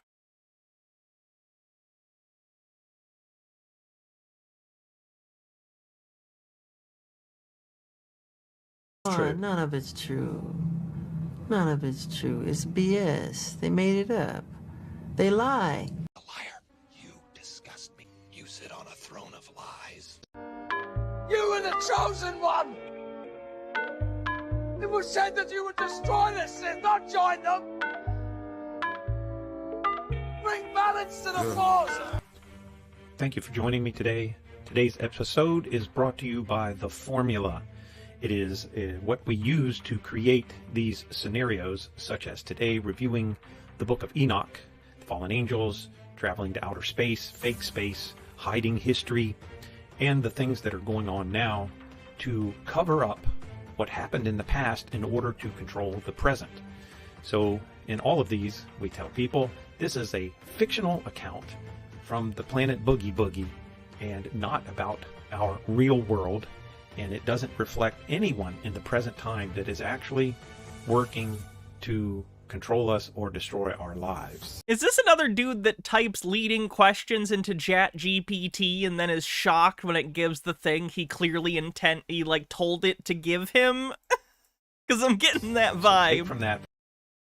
Fenekigami says, times like this, I'm tempted to buy into the global conspiracy bit. Watching the way these conspiracies degrade, it feels like each level of the degradation is prep for the next stage of societal collapse. This NPC shit feels like prep for them to be okay with billions dying, for example. It's not intentional. It's just unfortunate that people kind of gradually go down certain paths. What you will. Here is what the formula created when we plugged it in for the scenario that I just mentioned. If you would like to get a copy of this formula to use to create scenarios and answers for questions you might have. It is an Ashley one-up. Your own. It is not. And a copy of the book Reason to Believe, which gives you the right questions to ask, then you can find a link in the description below. Enjoy this. I know you will. Assuming the Book of Enoch is true, we can use the earlier formula of reasonable counter-explanations to... Yep. He used ChatGPT. He typed a leading conspiratorial question into ChatGPT, and it wrote him a little, I would say, creative writing. Plagiative writing. delve into why a small group of men, possibly influenced by fallen angels or nefarious spiritual forces, possibly's doing a lot of work there, would seek to cover up the millennial reign of Christ and create a false narrative about human history, creation, and the nature of the earth. Here's a step-by-step breakdown of why they might do this and how they could have executed such a cover-up. 1. Resentment and rebellion against Jesus. Yeah, we already had uses AI on the bingo card. At the core of this theory is the idea of... Yeah, I'm skipping this video. There's no point in listening to it. It's gonna regurgitate generic conspiracy bullshit back at me.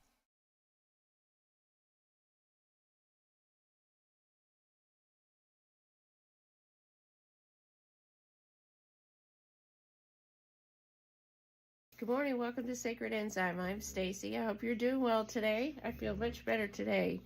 I'm perking right up, so I'm starting to get back to my old self.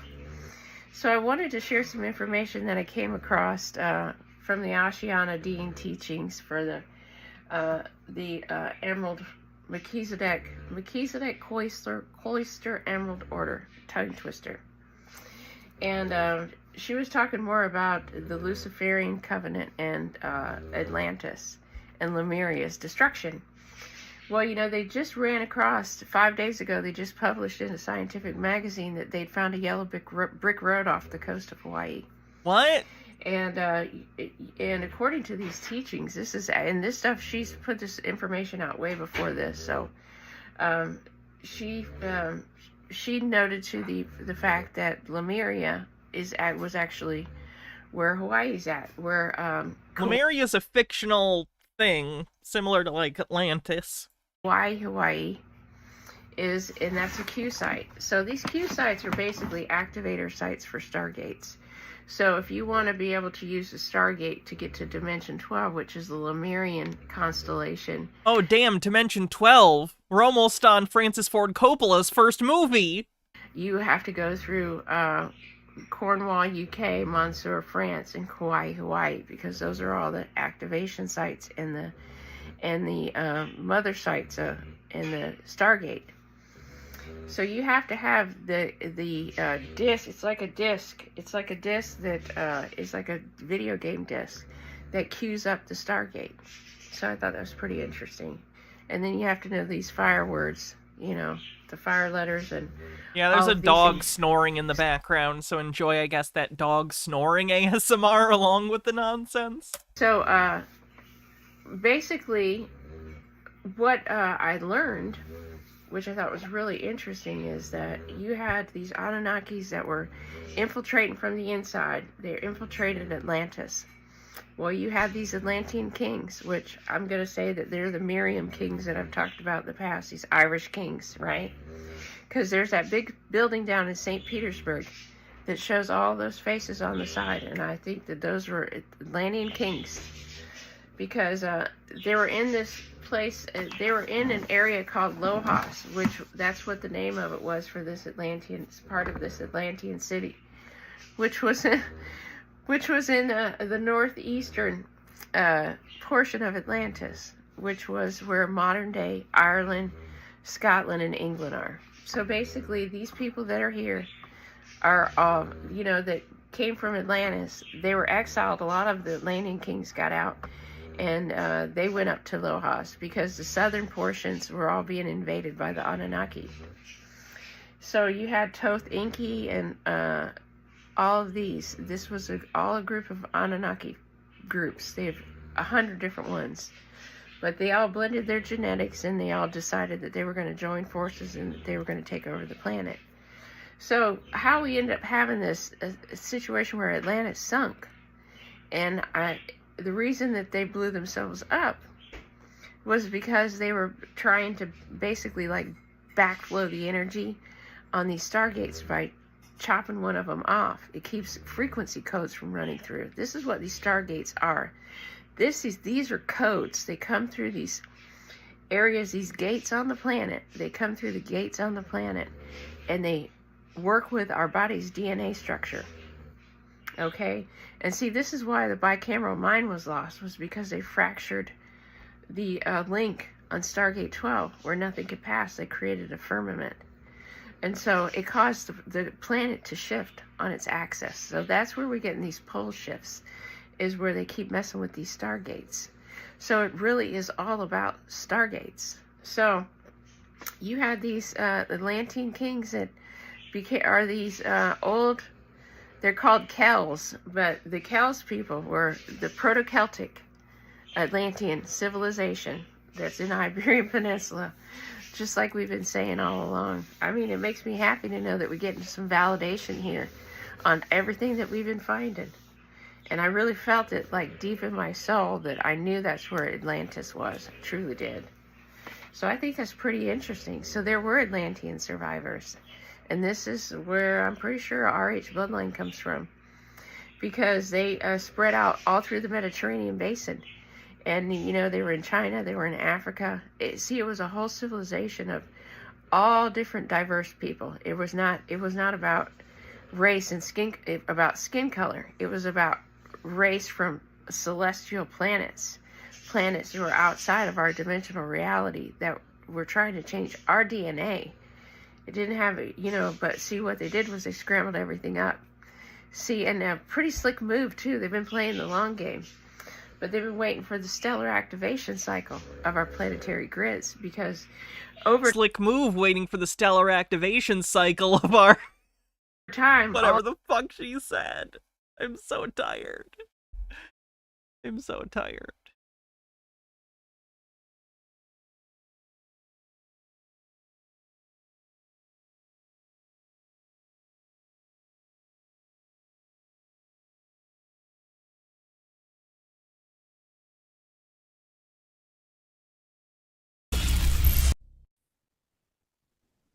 Hey, welcome back, everybody. My name is Mr. Reality, and I'm joined by psychic medium Liz Cross. Hey, Liz, congratulations on 10,000 subscribers on YouTube.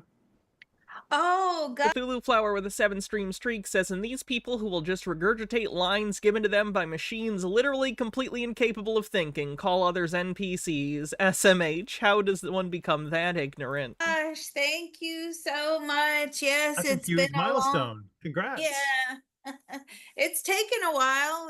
How many channels did we get taken down? And Yeah, a couple of those. So I just wanted to remind people, thank you for your subscribership, your patronship, and if you want to go to our backup channel... Oh, speaking of patron, we're doing a patron-only live show this Sunday, so if you want, make sure you become either a YouTube member or a Patreon if you want to become a part of that.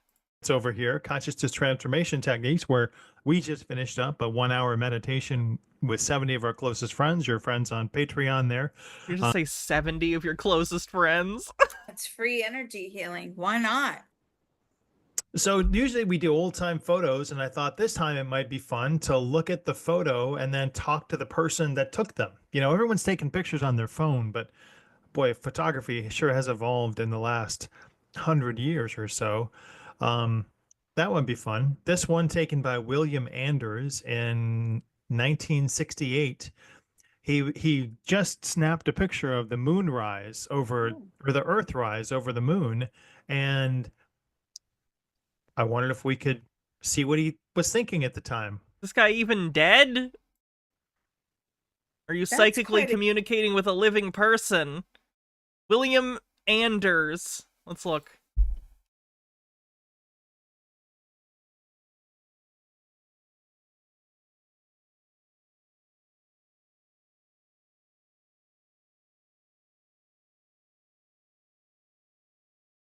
Oh, he's dead. He died. Jesus, he died in June.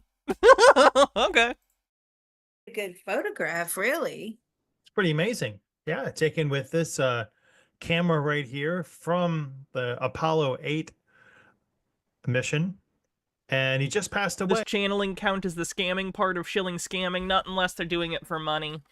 Apparently in June. And here Well, I think it's too broad, because then anytime we had a psychic, we would get scamming. is William Anders, age 90, June 7th. And if you could bring him in and talk to him about his life as an astronaut and what he's doing on the other side. Yeah, of course. Okay, I have him here. What was he thinking when he took this photo? What was his motivation, and how did it change his life? What were you thinking when you took that photo?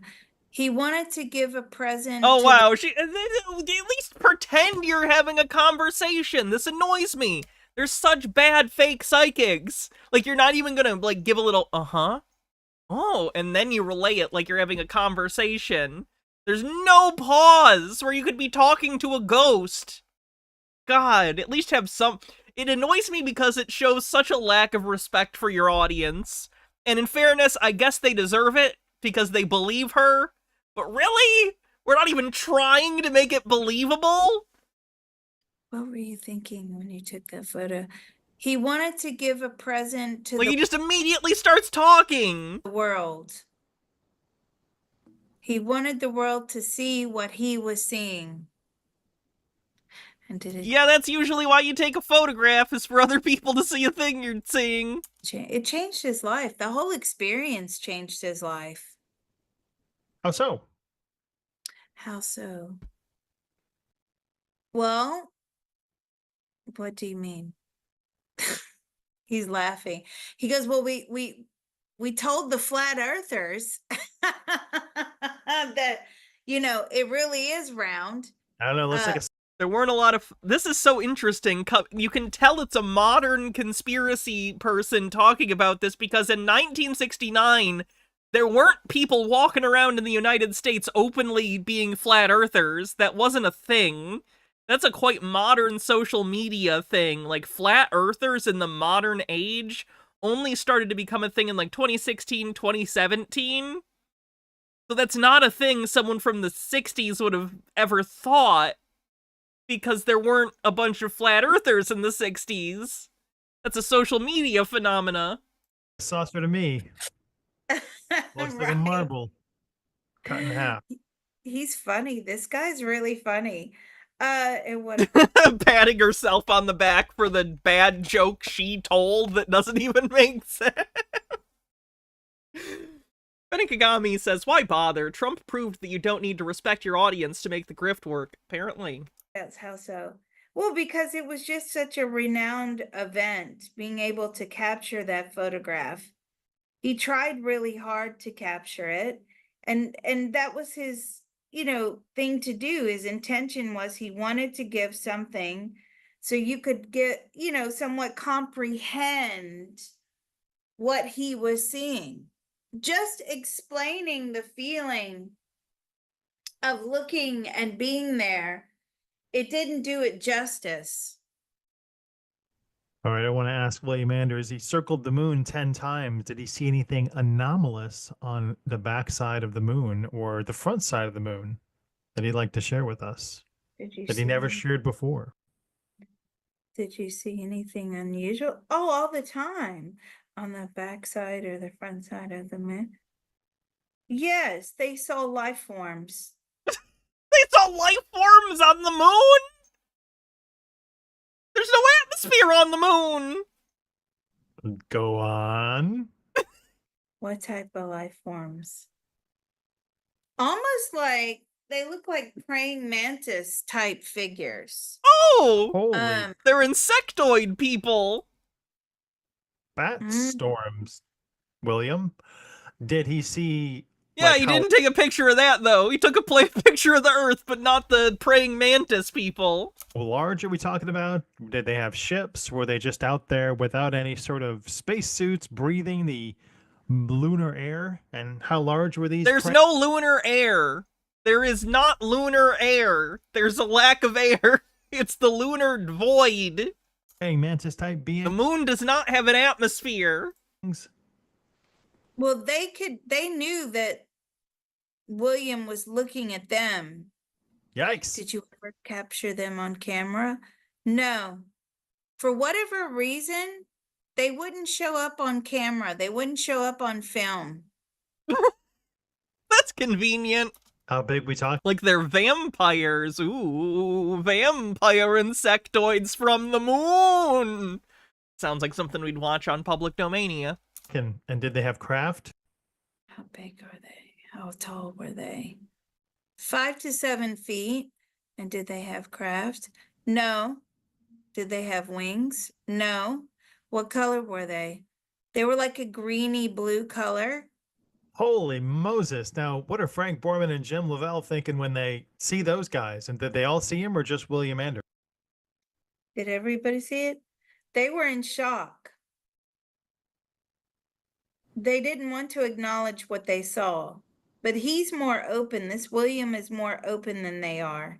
So how'd that conversation go? So how did that conversation go? Look at that.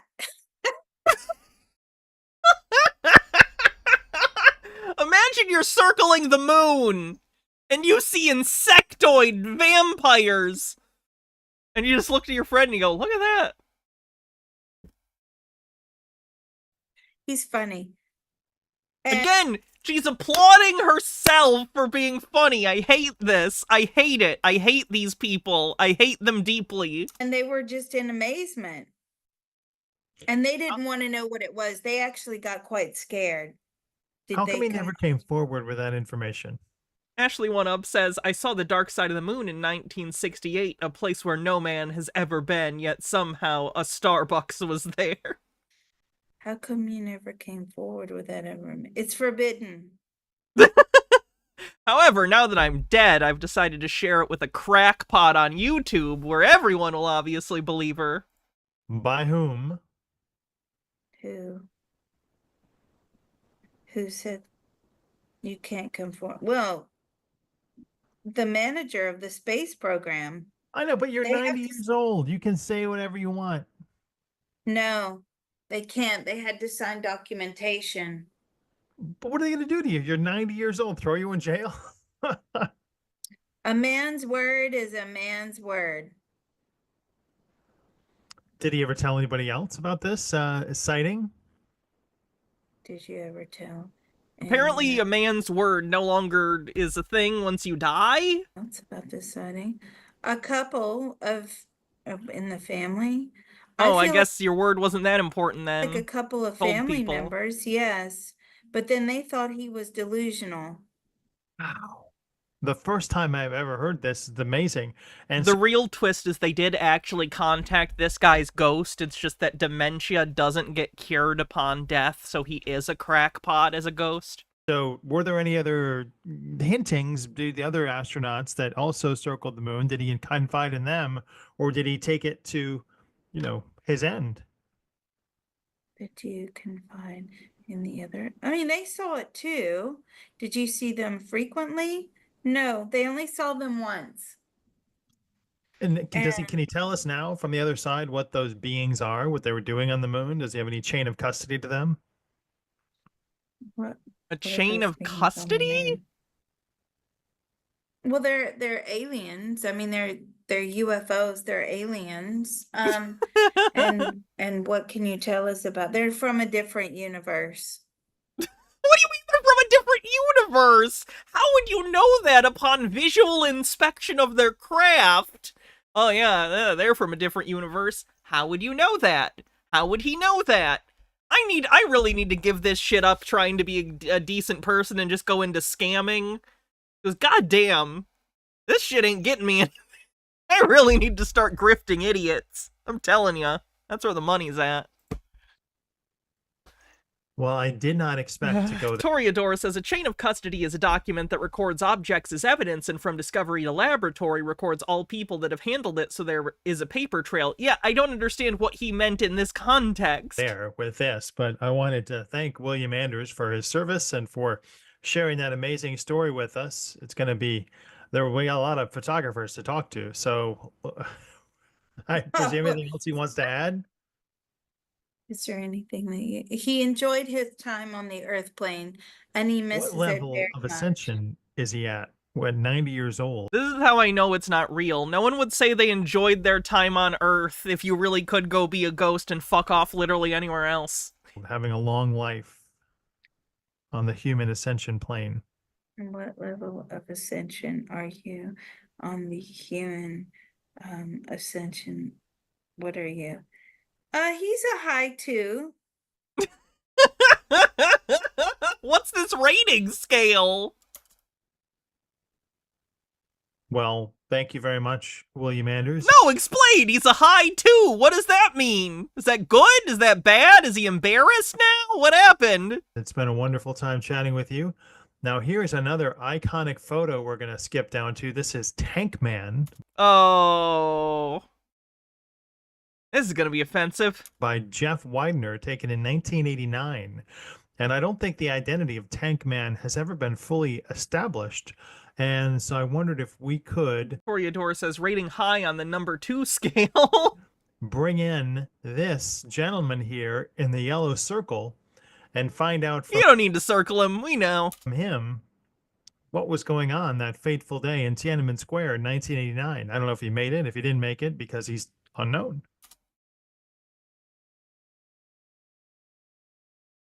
Did he just say he's not sure if the Tiananmen Square tank man made it? Is he aware why this photo is famous? I don't even think he knows what this photo is. It is known he is not. Moments after this photo, he was literally rolled over by tanks.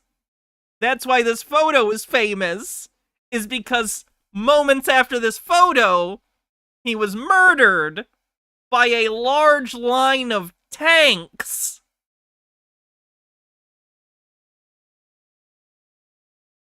I feel like I've spent my life doing my best to try and learn things, because knowledge is sort of an end in and of itself, right? At least in theory, right? You should be able to enrich yourself with knowledge, but now I feel like, especially after the election, I feel like my whole life I've been trying to gain knowledge and facts about the world and how the world works, and all of a sudden I realize I've just been collecting my life savings in Iraqi dinar. Because, like, apparently facts don't mean anything, and if anything, they're a hindrance to your ability to survive in the world. So I don't really know where to go from here, because apparently being very stupid is the way to go. I don't get it. I don't understand anything. Why even try?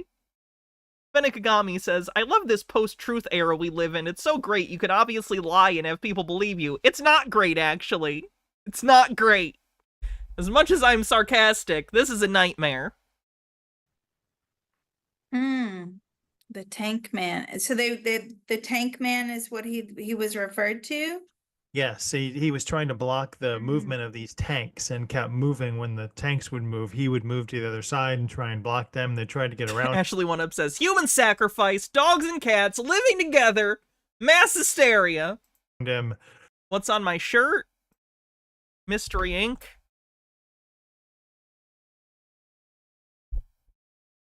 Nemesaur, thank you so much for gifting 20 tier 1 subs. I'll say this, life is a nightmare, but gift subs and bits help. So thank you very much. I couldn't do it without you. And it was a iconic image from 1989. Oh, wow. So he's in spirit. I'm getting that he's in spirit. Was he taken out by the Chinese military? Seriously, this guy, why did he pick this photo if he doesn't even know what the Tiananmen Square massacre was? Like, what does he think this picture is of? Freyline says, I kind of wish I was one of these people who were shocked Biden pulled out of the race on election day. Ignorance is bliss. Apparently. Shortly after this photo, or did he live a longer life after this photo was taken in 1989? Were you taken out by the Chinese military at the time? Yes, he was. Breaking news, everyone! We just found it out here today. Yes, in fact, the Tiananmen Square Massacre man, who was famous for dying, is in fact fucking dead.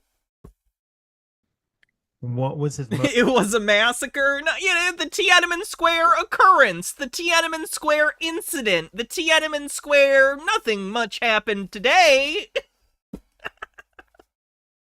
motivation? What was he motivated by when he was trying to block those tanks? I don't think he's literally trying to, like, it's a statement. He's trying.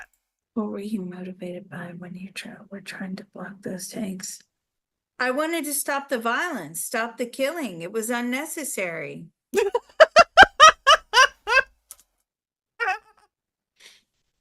What a strange milquetoast view to have on that. Like, no particular political belief behind that statement. Just like, man, we should just stop violence generally, man. Like, there's no specific political ideology behind this image as far as the speaker is concerned. It's just like an anti-violence in general message that's so interesting. What motivated him to that? Why was he like that? Why didn't he just accept what is? Why didn't you just accept what is? We can't accept that. We have the right to protest. I mean, did you? I think you should. Did that guy? Not according to the Chinese government. And they had a bunch of tanks, so... We have the right to say when things are wrong. But obviously it didn't pay off for him in that lifetime. They shot him. They didn't.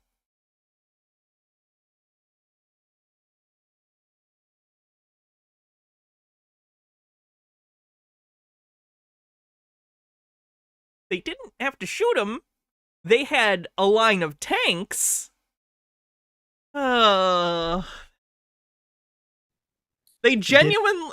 Did he have other lifetimes where he was also trying to do what's right and trying to stand in the face of...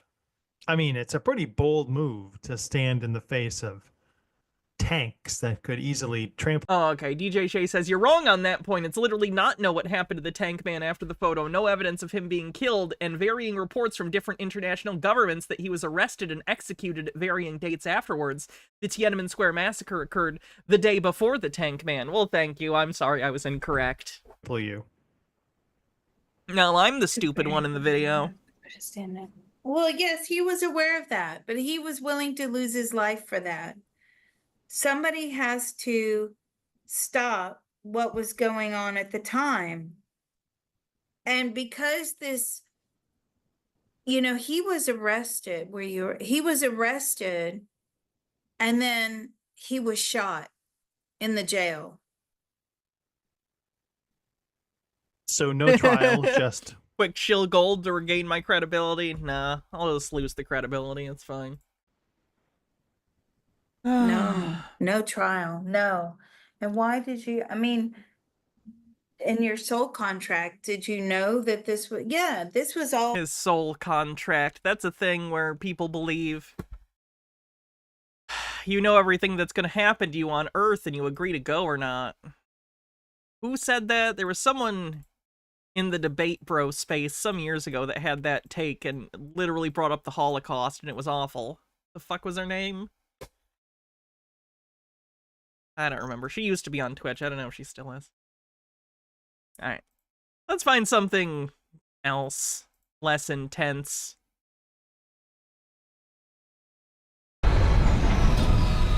Carlin, thank you. Carlin Barasenko.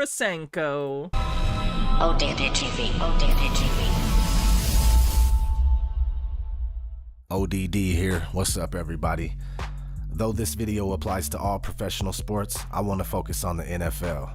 I know that the video thumbnail that I made is probably overly dramatic for those with the wrong idea of what the Illuminati actually is. The documented order from 1776. Will we ever see Hannah-based gold shoes or a Hannah Bible? No, not big on merch. Maybe long gone, maybe not. Especially not tacky merch like Trump. Another group may or may not have hijacked the name and changed the goals of the organization. One thing is for sure, the Illuminati does exist as it's referred to today. It doesn't. It really, really doesn't. Illuminati on the bingo card. By many conspiracists, including myself. Being that the Illuminati is a blanket term for several secret societies, wealthy, powerful, and influential organizations and people, all of which have a much greater potential to be privy to certain knowledge and information that the average person just does not. You both were members of Skull and Bones, a secret society at Yale. What does that tell us? Not much, because it's a secret. I don't blame people for not believing in it. Not only have we been conditioned since birth, but many conspiracists are no good at defending this subject, and a lot of their methods for convincing others are ineffective for whatever reason, like lack of research or the inability to express oneself properly. Another thing I'd like to say before we get started is that this video is not to bash on NFL fans. One of my best friends is so obsessed with the Denver Broncos, he may as well be the barrel man. A fan so dedicated that the NFL made a bobblehead for him. Did he get money from that? He had to have signed a contract to use his likeness, right? No way they're just stealing money from this guy, right? However, I'm not fond of the NFL whatsoever. I mean, I used to be, but now I just want to see them exposed. And if that pisses you off, then so be it. I would suppose that there's only so much you could teach somebody that's utterly fascinated by grown men throwing and catching a ball. If you're still with me, let's get into it. Bread and circuses. The phrase is used to describe the generation or creation of public approval, not through exemplary or excellent public service or public policy, but through diversion, distraction, or the mere satisfaction of the immediate shallow I requirement. don't understand the bread and circuses obsessed conspiracy people who think that everything is, like, predetermined. Like, bread and circuses, as a statement about, like, distracting the populace, doesn't require you to fake sporting events. You would just have to put on actual sporting events, right? There would be no reason to fake it. It would take way more work. Like, in bread and circuses, the circus doesn't have to be a psyop, it's just a distraction. The circus itself doesn't have to be a conspiracy internally. Just the existence of it is a distraction from other things. So I don't understand why they believe that the NFL has to be fake in order to be a distraction. Now, I don't think that's true anyway. It's not like some concerted effort. It's a business, you know? But even within their own conspiracy theory, I don't understand why they think it has to be fictive. Doesn't make sense. Of the populace. This phrase was used by a Roman writer to deplore the declining heroism of the Romans after the Roman Republic ceased to exist and the Roman Empire began. Two things. Republics decaying into empires. When does that ever happen? Gothgeek Gaming says the next big conspiracy, big ballet. Things only the people anxiously desire, bread and circuses. The government kept the Roman populace happy by distributing free food and staging huge spectacles. During the reign of Claudius, there were 159 official holidays. Free food sounds like communism to me. On the Roman calendar. A reality that's not conducive for productivity. Idle time and poverty are two ingredients that fuel crime. As a result, the emperors sought ways to keep the masses entertained. They turned increasingly to sport. Roman leaders used sport activities to train soldiers and provide the masses with entertainment spectacles. For the Romans, sports became a show, a dramatic event staged for the purpose of diversion. Right, but that doesn't mean it was rigged. I'm confused. I am so confused why he's implying and going from, like, he's going from A to X with no in-between. Okay, that period of history in which people were distracted by spectacle instead of recognizing the decaying realities of their institutions, in nowhere does that imply that the sporting events themselves were faked. Where are you getting this? Citizens had become lazy. They had transformed into a nation of spectators, more content with watching other people play sports and athletics than performing such activities themselves. It's a weird shot at spectator sports. I don't like watching sports, but it's not wrong to watch sports. Altered Undying says dance studios are run by witches, or so I'm told. Is that a Suspiria joke? It could be pretty good. Argue that the United States has become a nation of spectators, much like in ancient Rome. Another thing that I found interesting, on the next page it says, during a halftime or a lunch break, executions would be performed against those convicted of capital offenses. Burning at the stake or crucifixion was a common Obama on the card for a pick of them? Sure. method of execution. These also served to entertain the Roman spectators. The creation of American football. On November 6th, 1869, Rutgers and Princeton played what was billed as the first college football game. However, it wasn't until the 1880s that a great rugby player from Yale, Walter Camp, pioneered rules changes that slowly transformed rugby into the new game of American football. Walter was a skull and bones. If you do a quick search on him, you'll find a few other names of people that Do helped your own create research on the bingo card. American football. Those names are Amos Alonzo Stagg, Pop Warner, and Fielding Yost, all of which either belong to Skull and Bones or Freemasons. Yeah, fraternities were a popular thing. They still are with college kids, but like men's clubs were a popular thing back then. And if you were like any member of society, you were a part of at least one. And by society, I mean like high society. Gothgeek Gaming says, you asked where is he getting this, the same place gas magic comes from, bringing the stream full circle. We did it! According to another video on YouTube, link is in the description, after the NFL was created in... I like that it's just referencing another YouTube video probably made by a conspiracy theorist. 1922, most, if not all of the earliest franchises had strong ties to the horse race industry and gambling. That seems nothing less than common sense. I would love a smoking gun, but seriously, rich people trying to get richer, common sense. I did find that Burt Bell was a Phi Kappa Sigma, which is another Skull and Bones type fraternity. Here's a card from the Illuminati card game. I want this card game so bad. I have the rules to the card game from eBay at some point. But I don't have the actual cards. Did I put those rules? They're around somewhere. Whether or not the creators of the game meant to expose truths and accurately portray catastrophic events is up for debate, but a lot... It's not up for debate unless you're a crackpot. It's not a thing. It's just a card game themed after conspiracy theories. That's it. It's from the 90s. A lot of the cards are dead on, and this one is no different. Yeah, they're basing them off of conspiracy tropes that already were existing. They didn't invent it. So of course you think so. You believe in conspiracy theories, and it's a conspiracy theory-themed set.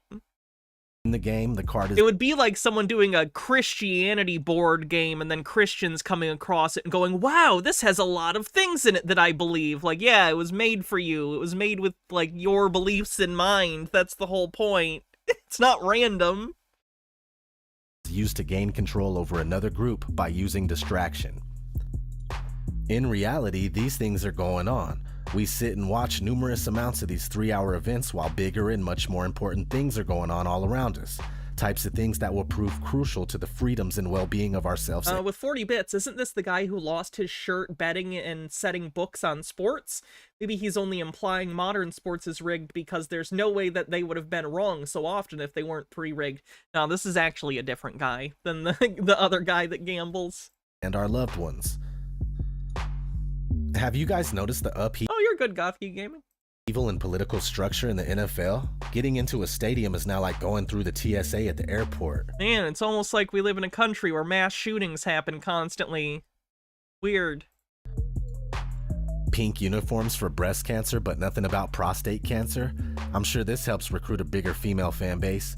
Not only that, but the money generated by the NFL during Breast Cancer Awareness Month is astounding, and only 5% goes to finding a cure. Yeah, because it's the Susan Corman Foundation, which is an awareness organization. A scam in and of itself, but that's a different thing to talk about. After the Sandy Hook drill in 2012, Oh, fuck this guy. Fuck this guy super hard. NFL became shrill gun control advocates. Shrill? That's a loaded, that's a loaded specific word to use here. And here, I can't find any solid evidence, but it's clear that the NFL stadiums can and will be used as FEMA camps. God damn it! Along with any other major sports facilities. In 2011, Hank Williams Jr., the Monday Night Football song guy, was permanently dropped by the NFL 3 days after he referred to Hitler while talking about President Obama. Yeah, that was probably a pretty fucking stupid thing to do. Before that, Hank's song was used in every Monday Night Football game since 1989. I don't think we have FEMA on the bingo card, though we probably should. Come to think of it, Obama and Hitler do share many striking similarities. Like what?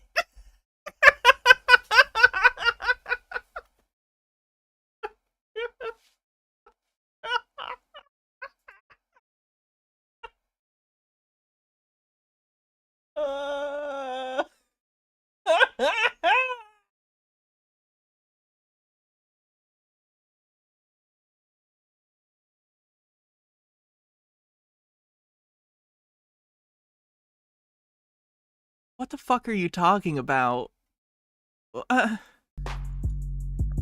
Please do a little bit of research before you start foaming out of your mouth. Wait, you're not even gonna expound on what you mean by that? You're just gonna leave it and be like, do your own research, sheeple. No, fuck you! Back up that statement, you moron!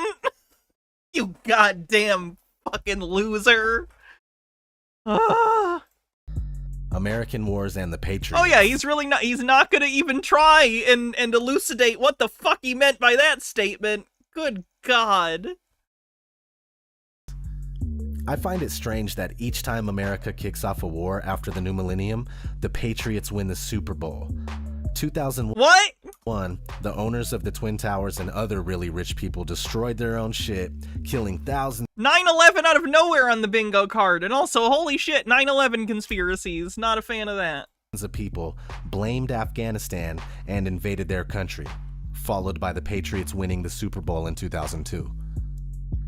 In 2003, the U.S. started it up with Iraq, followed by the Patriots winning the Super Bowl in 2004. In 2004, America went to war with northern Pakistan, followed by the Patriots winning the Super Bowl in 2005. Isn't this literally just because of fucking Tom Brady? In 2014, we started going at it with the Islamic State of Iraq and the Levant, or ISIL, as President Obama likes to say. Followed by, you guessed it, the Pats winning the Super Bowl in 2015, dubbing them America's team all over the media, even though the most recent NFL poll shows otherwise, and fan votes don't even match that.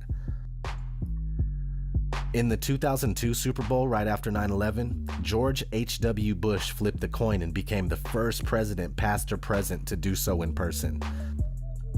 U2 performed the halftime show, and that's only more revealing, being that Bono has obviously been illuminated.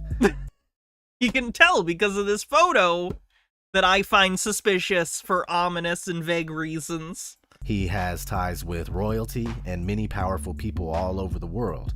He pretty much spends most of his time running in political circles. Yeah, he does a lot of, like, charity work and shit. Kicking it with warmongers, liars, and people that openly aspire to depopulation. So tired of the Bill Gates thing. Here's George H.W. Bush at the 2004 Patriots Super Bowl as well. Not flipping a coin this time. But here he is flipping the coin at the 2012 Texans-Bills game, again in 2012 at the Texans-Titans game. Here's Bush Jr. flipping a coin at the 2009 inaugural game between the Giants and the Cowboys. Here he is again on September 11th, 2011, 10 years exactly after 9/11, flipping the coin for the Cowboys and the Jets. And one more thing I found from 2013 at a Texans-Raiders game. What's up with presidents and the NFL? They are all... The NFL is, like, during my lifetime, has been the most popular sport in the United States. That's why. I think basketball, I don't know a ton about sports. My understanding is that basketball has started supplanting football to some extent in terms of popularity, but during my lifetime, football has been the most popular sport in America. So leaders of said country associating themselves and being involved in it makes sense. Like, it'd be like asking why someone from a European country, like if their prime minister showed up at a soccer game or something. Like, what do you mean? It's a popular thing. All cut from the same cloth. Political leaders shouldn't be this involved. It only tells me one thing. Wait, what? Why? Helping people become even more enthralled by the idea of grown men throwing and catching a ball. Bob Kraft, owner of the Patriots, publicly gifted George Bush in 2004 and 2005 with the #1 jersey. I use soccer to not be confusing, because we're talking about American football here, also known as hand egg. He with Goblin says, one of my favorite, possibly apocryphal stories about Bono. He's on stage in Glasgow and started his soapbox. He claps his hands slowly. Every time I clap my hands, a child in Africa dies of starvation. A voice from the crowd shouts back, well, stop it. Well, stop doing it, you gobshite. That's an old joke. That's a very old joke. I don't think that's a real thing that happened. I've heard that joke basically my whole life. Just a Peach with a $2 super chat says, I thought Bush played in college. He may have, I don't know. Halftime shows after the new millennium started. I don't think we got shilling scamming, did we? Getting really wild. The Janet Jackson incident became one of the biggest news stories America has ever seen, going on to break 2 Guinness World Records. It makes me terribly curious why America takes the bait every time. The Janet Jackson thing was on purpose and for a reason, to divert our attention. That year, not only did we kick off a war with Pakistan, but we had the Abu Ghraib scandal, where American soldiers were taking happy pictures with dead bodies while torturing living people and others. This shit makes me sick. I feel a fire burning inside of me when I look at these photos. I'm not the only one. When folks started getting upset about this is what they give us. It becomes the most talked about so-called news for years to come. And of course we have mucho Illuminati symbolism in a few of the following halftime shows. Madonna, 2012, ushering in the occult gimmicky new age entertainment for the age of Aquarius. Beyonce in 2013, doing the bullshit Rockefeller diamond. Here she is acting as Shiva, the great god, known as the Destroyer or the Transformer. We have this statue outside of CERN, also known as the Nataraj or Lord of the Dance, still Shiva. CERN said that they had a great year in 2013. 2014, Bruno Mars, yeah, whatever. 2015, What was that? Yeah, whatever. I'm assuming it didn't fit his thing, so he just ignored it. I guess there's a pyramid, but like he didn't say anything. Bruno Mars, yeah, whatever. Yeah, whatever. I'm not gonna talk about this one because I don't have any ideas. 2015, Katy Perry, yeah, whatever. Pointing out. Is he just lazily? What is this? The conspiracy theorists are so fucking lazy. Stuff that my kids can point out is getting really old. Oh man, your kids must be fucked in the head then. Speaking of getting old, Jay-Z. Let me explain Jay-Z for you in a way that maybe you could understand. I'm still talking about the NFL because we have all these players throwing up the diamond. Jerry Jones, owner of the Dallas Cowboys. Bob Kraft, owner of the New England Patriots. He's just down with the Rock, right? Rockefeller. He's down with the Rockefeller, right? Wrong. You just don't end up a Freemasonic rapper with his own record label that's named after an extremely powerful white bloodline. What? The current representation for this bloodline is David Rockefeller, who admittedly aspires to a new world order. Here's Jay wearing a jacket with a quote from Satanist Aleister Crowley. Not only that, his clothing line, Rockaware, is blatantly riddled with gimmicky occult symbolism, but the fact that he is a Freemason, supposedly a Master Mason, gives these clothes a little more meaning. It's literally just using the designs. Trey says, what the fuck, that's not a diamond, that's how you catch the ball. I'm gonna take a break and show you all a video of Alan Watt and his take on professional sports. About 100 years ago, this big organization with many branches They wanted to rule the world, basically, using Britain as a nucleus of a system, an embryo, which also was going to be joined with the US under the Anglo-American establishment. Freyline says, really, it got weird recently? Ladies and gentlemen, boy, do we have a show for you. Oh, am I able to play this? And it's an all-kids cast. On behalf of the 2,000 children performing tonight, we'd like to dedicate this halftime show to all the servicemen and women who are protecting us in the Persian Gulf.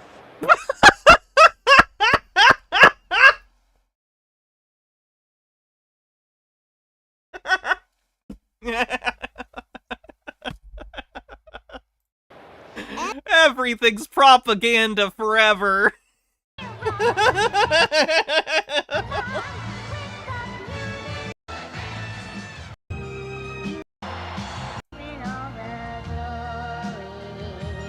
State and around the world, enjoying this wonderful game.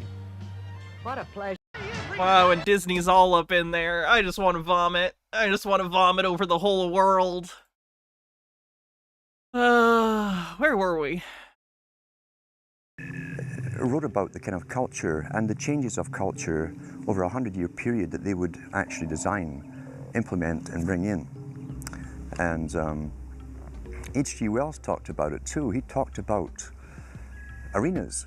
He says arenas could be put up across the world for sports, for instance. Now at that time, sports was something that children, school children were into.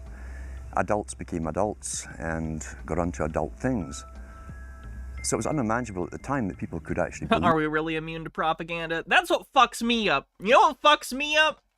Constantly seeing propaganda everywhere. That's not what scares me. What scares me is the propaganda that I'm so used to that I don't fucking see it.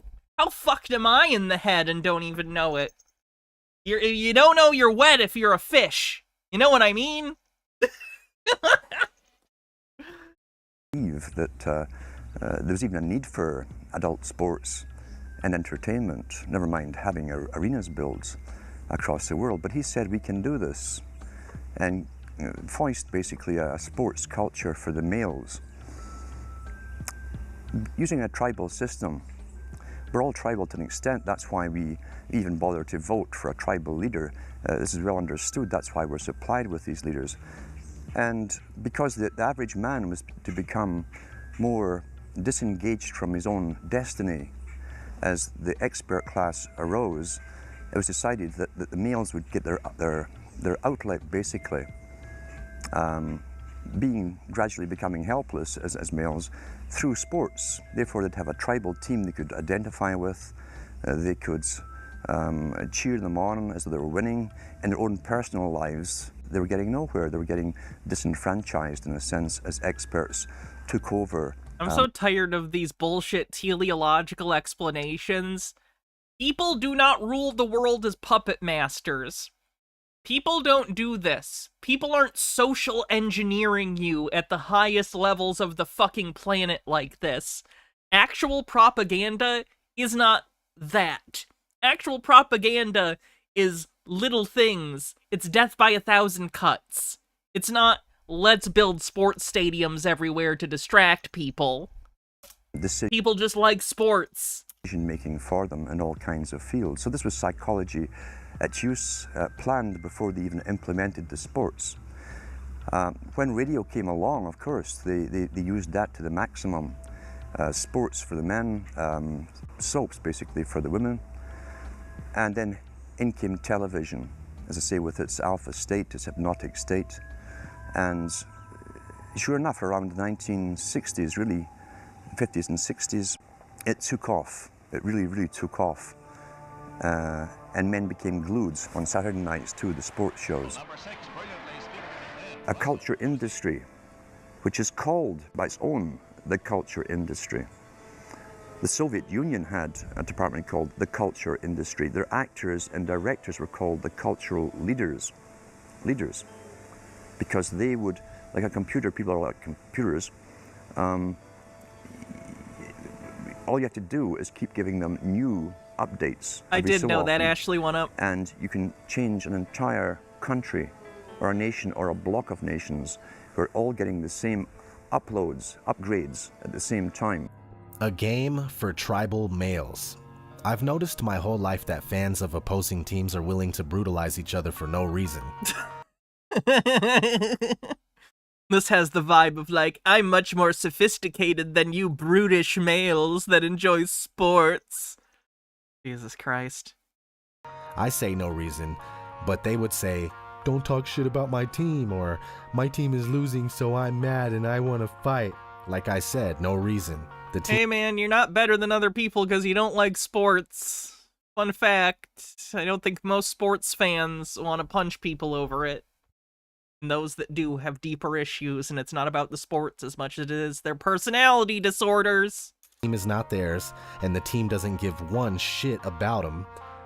Here's some guys bad-mouthing the opposing team at a game. The following year, one of the players went on to play for the Raiders. It's just an easy job and some money to those guys. And it's actually... Wait, did you just say an easy job? Like, I've said, I don't watch sports, I don't like sports, but being a professional athlete is not an easy job. You have to constantly work out and keep yourself in, like, peak physical condition for whatever sport you're in, which is often damaging to your body, if not, like, your brain when we're talking about things like CTEs.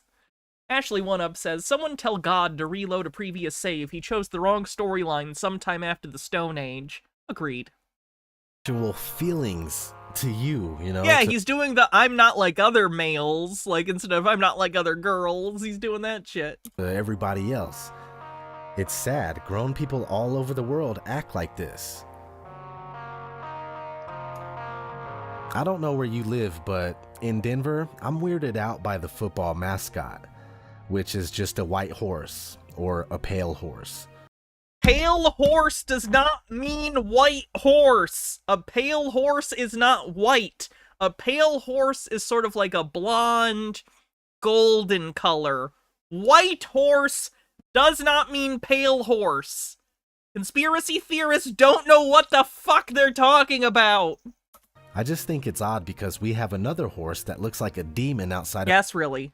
of our airport. And he's in the same pose. And here's a cover of a book called The Montauk Project. It's about time travel experiments. And that horse is in the same pose too. I know it. That is generally the pose horses are in when they do that thing. The whole hi-ho silver bullshit. Also, the Montauk Project people might have literally just copied this because they're also into the Denver International Airport conspiracies. Altered Undying says, bits for knowing what a pale horse is. That makes me so happy. Aw, thank you. It ain't nothing, I'm just pointing it out. Okay? Our mascot isn't a white horse, it's Blucifer, which is cooler. Katy Perry's song Dark Horse, where she asks over and over if you're ready for a perfect storm. Here we got Miley Cyrus posing naked on a horse. There's something to these horses. Now do Equus, you coward. I believe that. I want to see Daniel Radcliffe get hard for a horse. There's more to the horses in Colorado, though. The airport was built or... Hey, there's a link to my Blue Sky in chat. Make sure you follow it if you're on Blue Sky. Funded by Freemasons.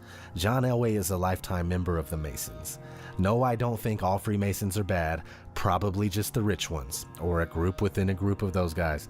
I have a friend who joined the Masons, and he swears up and down that there's no conspiracy. I trust that he believes that, but I told him that there's no way an average community Freemason is going to be let in on the game. Never mind. I lost some viewers after I said I wanted to see Daniel Radcliffe get hard for a horse, and I'm very disappointed in those people. And all that. I have a few more things to go over. Story. Daniel Radcliffe was in a play called Equus, which is about a man who has a sexual relationship with a horse. Storylines, whether good or bad, pay attention.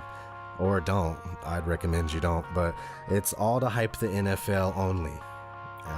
They have over-sensationalized and heavily dramatic, drawn-out, scripted storylines, and you could just tell, man. I mean, I really can't prove it, but come on, it's obvious. They verse family members in the Super Bowl, friends, ex-teammates. They make it to where people want to watch this shit like it's some sort of dramatic TV reality show. I'm not going to dig anything up for this one because I would never finish the video. There's just too much out there. I'm not the only one that feels this way. Let's listen to a few others, even sports fans, that are stressing the same point. Basically put the NFL is controlled. Look at all these other idiots on the internet. I must be on to something. All of television. I'm officially of the opinion that the internet was a mistake, by the way. If I could go back in time and eliminate the people who were involved in inventing the internet, I'm on board. If anyone's got a time machine, let me know. Is controlled by the Illuminati. The internet has been an unmitigated disaster for our species. It's the Great Filter, calling it now.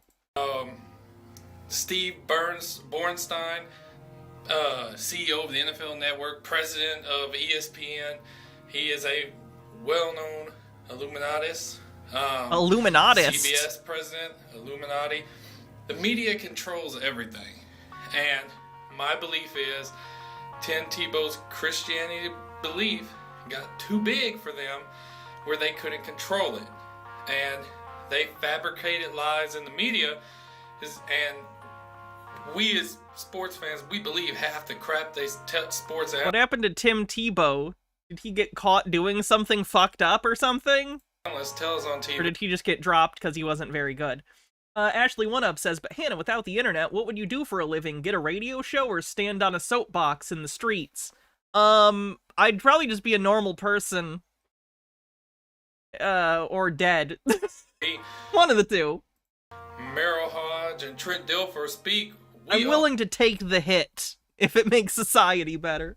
Listen, and we all think, oh, Tim Tebow's not this, Tim Tebow's not that.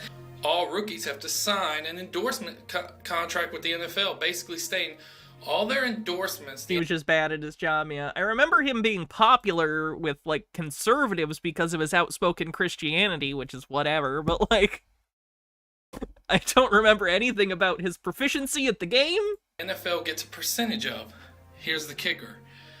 Unless the endorsements go to charity. The percentage of Tim Tebow's endorsements didn't go to the NFL. All of them went to charity. He put that in his contract. What does that show the NFL? They're not going to make any money off of Tim Tebow. None. They make jersey sales, but all his endorsements and stuff, they all went to his charities. Now, speaking of charities, it never gets brought up. The dude has opened 12 hospitals across the world. Year 2012 alone, he raised over $100 million for charities across the world. Okay, I don't understand the point.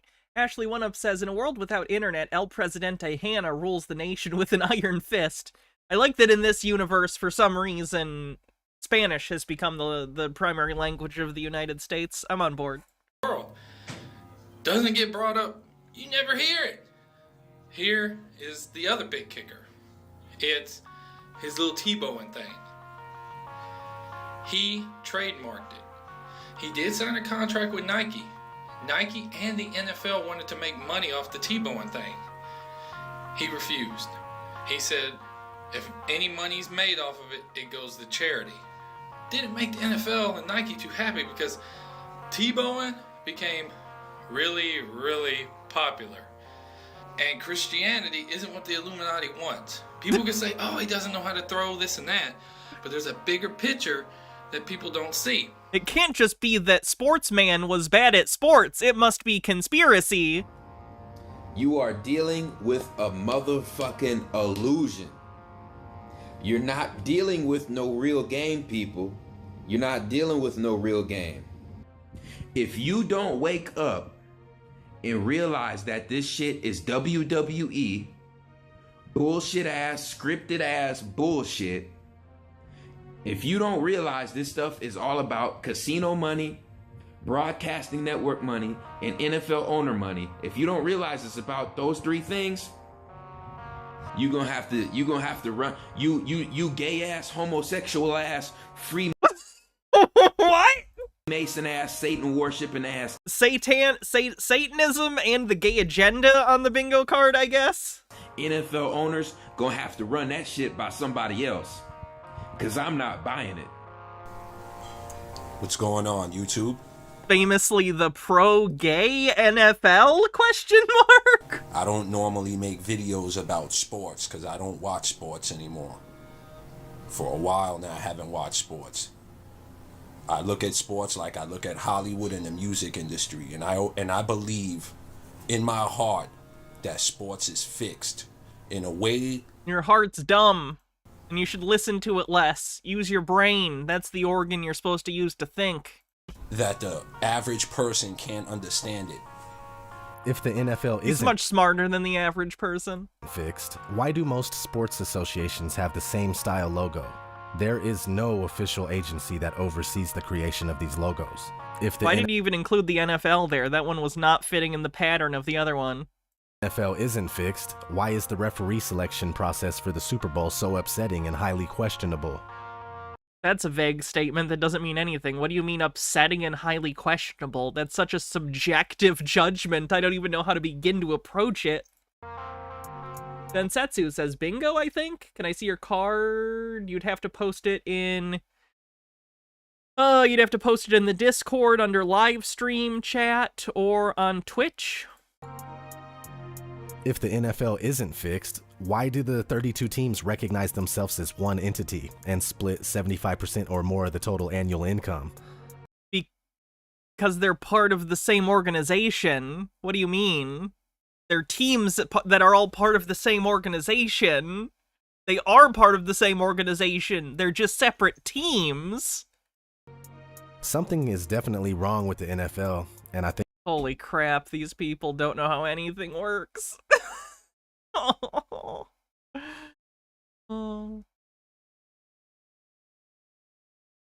There we go. There's Densetsu's Reptilians doesn't know what a coincidence is. I don't think we had that. I don't think we have doesn't know what a coincidence is. 5G Sheeple Ancient Wisdom. Everything except for doesn't know what a coincidence is. I don't think we had that. Unless someone can point out a specific thing that I'm forgetting. I don't believe we did.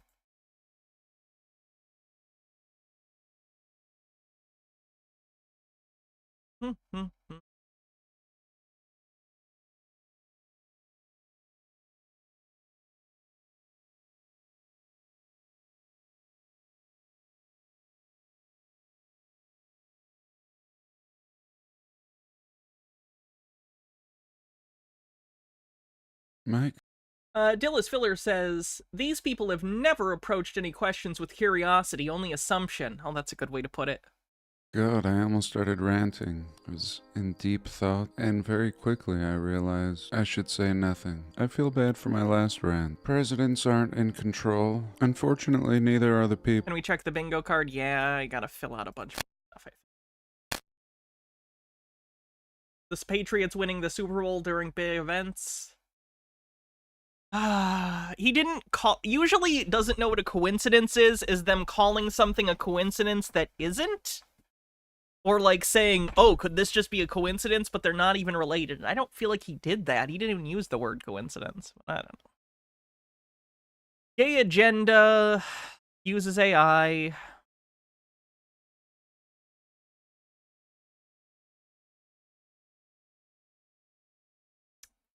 Believe sci-fi tech exists.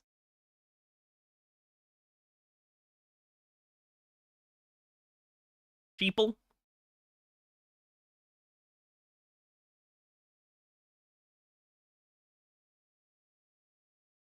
Word salad.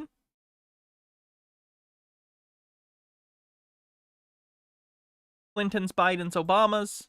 9/11 out of nowhere.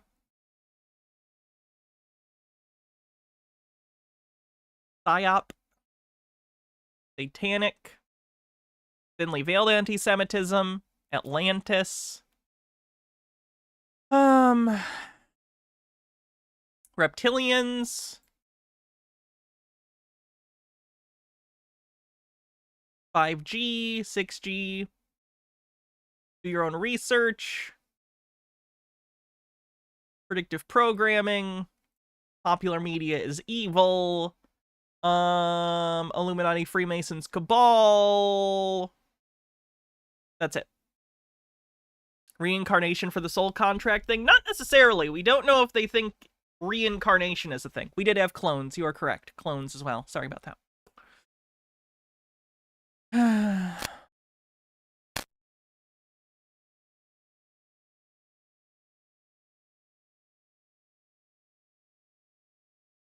And not even... No, that guy's got the boring voice. Located over 2,200 miles off the coast of Chile, one of the most isolated places in the world, we have Easter Island, where the mainstream history tells us that the island has over 1,000 stone-carved massive heads, averaging 13 feet in height, that we are told were probably carved to commemorate important ancestors from around 1,000 years ago. Probably. Maybe. Yeah, it's speculative. The people are all dead, so don't really know what you want them to do. And I hate that shit. Will Kale with a bingo. Let's see. Tartario, word salad, believes sci-fi tech actually exists, doesn't understand architecture, and popular media is evil. You win, Will Kale. Let me write your name down. Give me a sec. That's our official bingo winner for the day. We will still play for fun. That's the winner. Where is my bingo sheet? Toreador says, quick, someone call Minutemen and his Google debunkers.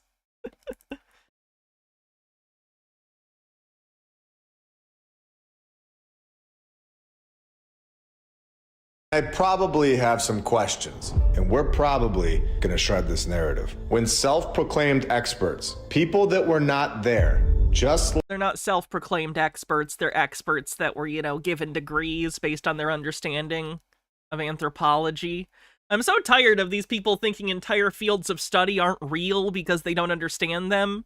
Like, he just is imagining anthropology is just total bullshit because he doesn't know anything about it. Like you and me, these experts disagree with each other on when... Yes, that's how disciplines work. The island... Most things in the world are not objective 2 + 2 = 4 answers. You have to work towards solutions and negotiate them with other people's understandings. Yes! Inhabitants first reached the island, while many in the research community think that they arrived in the year 800, 1,200 years ago. But the 2007 people think that they arrived in the year 1,200, 800. Ashley1up says how they think science works. Nice argument, Senator. Why don't you back it up with a source? My source is that I made it the fuck up. It really is frustrating listening to these people think that other people's jobs are literally just making things up. Years ago, when those people in the 800s were, of course, master stone carvers, out in the middle of the ocean. Just... You know what you need to learn to carve stones? Fucking stones! Which they clearly had. What does it matter that they're on an island? To show appreciation to their ancestors, which we all do today, of course. So then the mainstream just skips hundreds of years ahead to the year 1722, leaving out a 9... This is a Wikipedia article. Does he think that a Wikipedia article is the entire knowledge base we have about people on Easter Island? He's acting as though this Wikipedia page is the Bible of anthropological knowledge on these people. It's a Wikipedia page, dipshit! It's not meant to be, like, entirely all the information.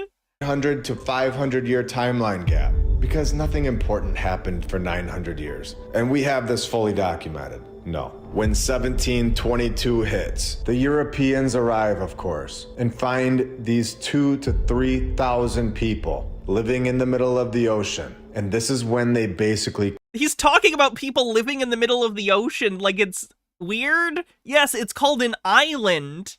It's called an island? Does he believe people don't live on islands? Like, what the fuck? He thinks does he think people have not historically lived on islands? How's my blood pressure these days?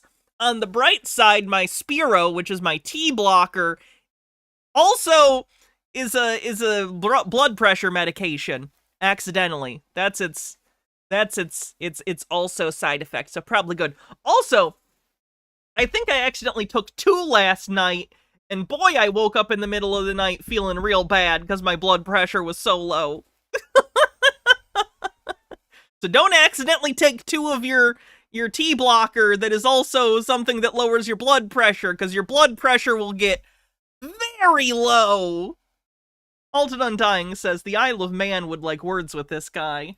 Kill them all and rewrite the mainstream history to what we read today. In my opinion, this 1722 date that we are given was more realistically closer to this 1877 date down here at the bottom, because literally 11 years later, in 1888, Chile annexed Easter Island by forcible acquisition over one's territory. So we have some very trustworthy things happening here. Lots of nice meetings, some great discussions, some murder, and some land takeovers. We have a group of people that now have complete and total control of the narrative. That seemed like a great bunch. I mean, yeah, but do you think that anthropologists...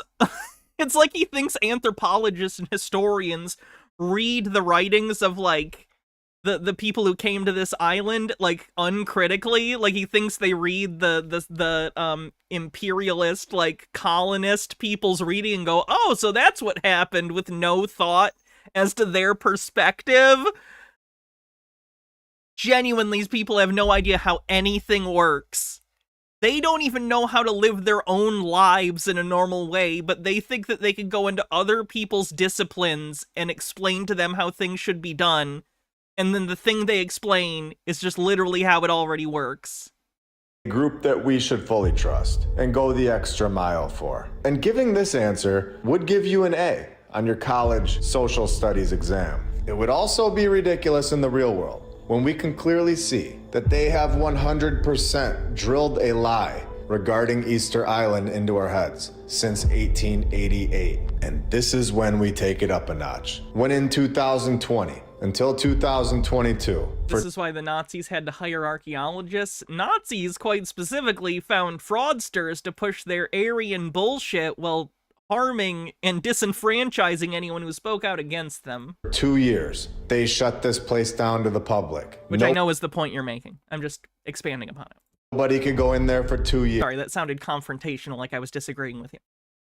And then from August to October, just 2 months after the island was reopened to the public, a forest fire burned nearly 148 acres of the island, causing irreparable damage to the stone statues, where a random arson is suspected, but will forever be a mystery. 2 months after they opened it back up, some random individual lights the whole island on fire. Yeah, people suck. People are genuinely dog shit, and I can't stand being a part of this species anymore. Really?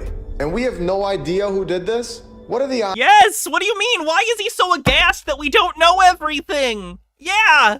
Yep! Crimes go unsolved all the time! I hope you're afraid. I hope that scares you and you pee your pants. Odds of that. Also, how much of this place is really something that can be ignited? These stone structures that are most likely bigger than we can see and just buried under the ground. And this fire doesn't make any sense at all when thinking logically, because they tell us that the fire was in an area where several hundred of these stone structures were, as well as the stone quarry, where the stone used to carve the sculptures is extracted. Lighting a bunch of stone on fire. Toreador says, tired of being the same species as everyone? I may have a solution for you. We all following what is not a furry being said here. They're telling us that this random individual somehow ignited a bunch of stone. Do you understand how hard this would be to go? I fucking hate these people. I'm so frustrated with how dumb and gullible and conspiratorial everything has gotten. I don't know how to cope with it. It's real bad. Things are going in a real bad direction, chat. I don't know how to cope with it. Anyway, so we're done for the day.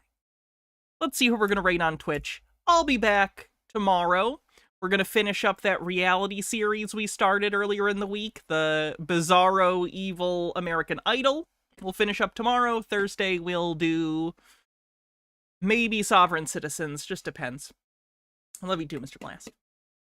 Is the species cooked? Yeah. Well done. Anyway, who are we gonna raid? Well,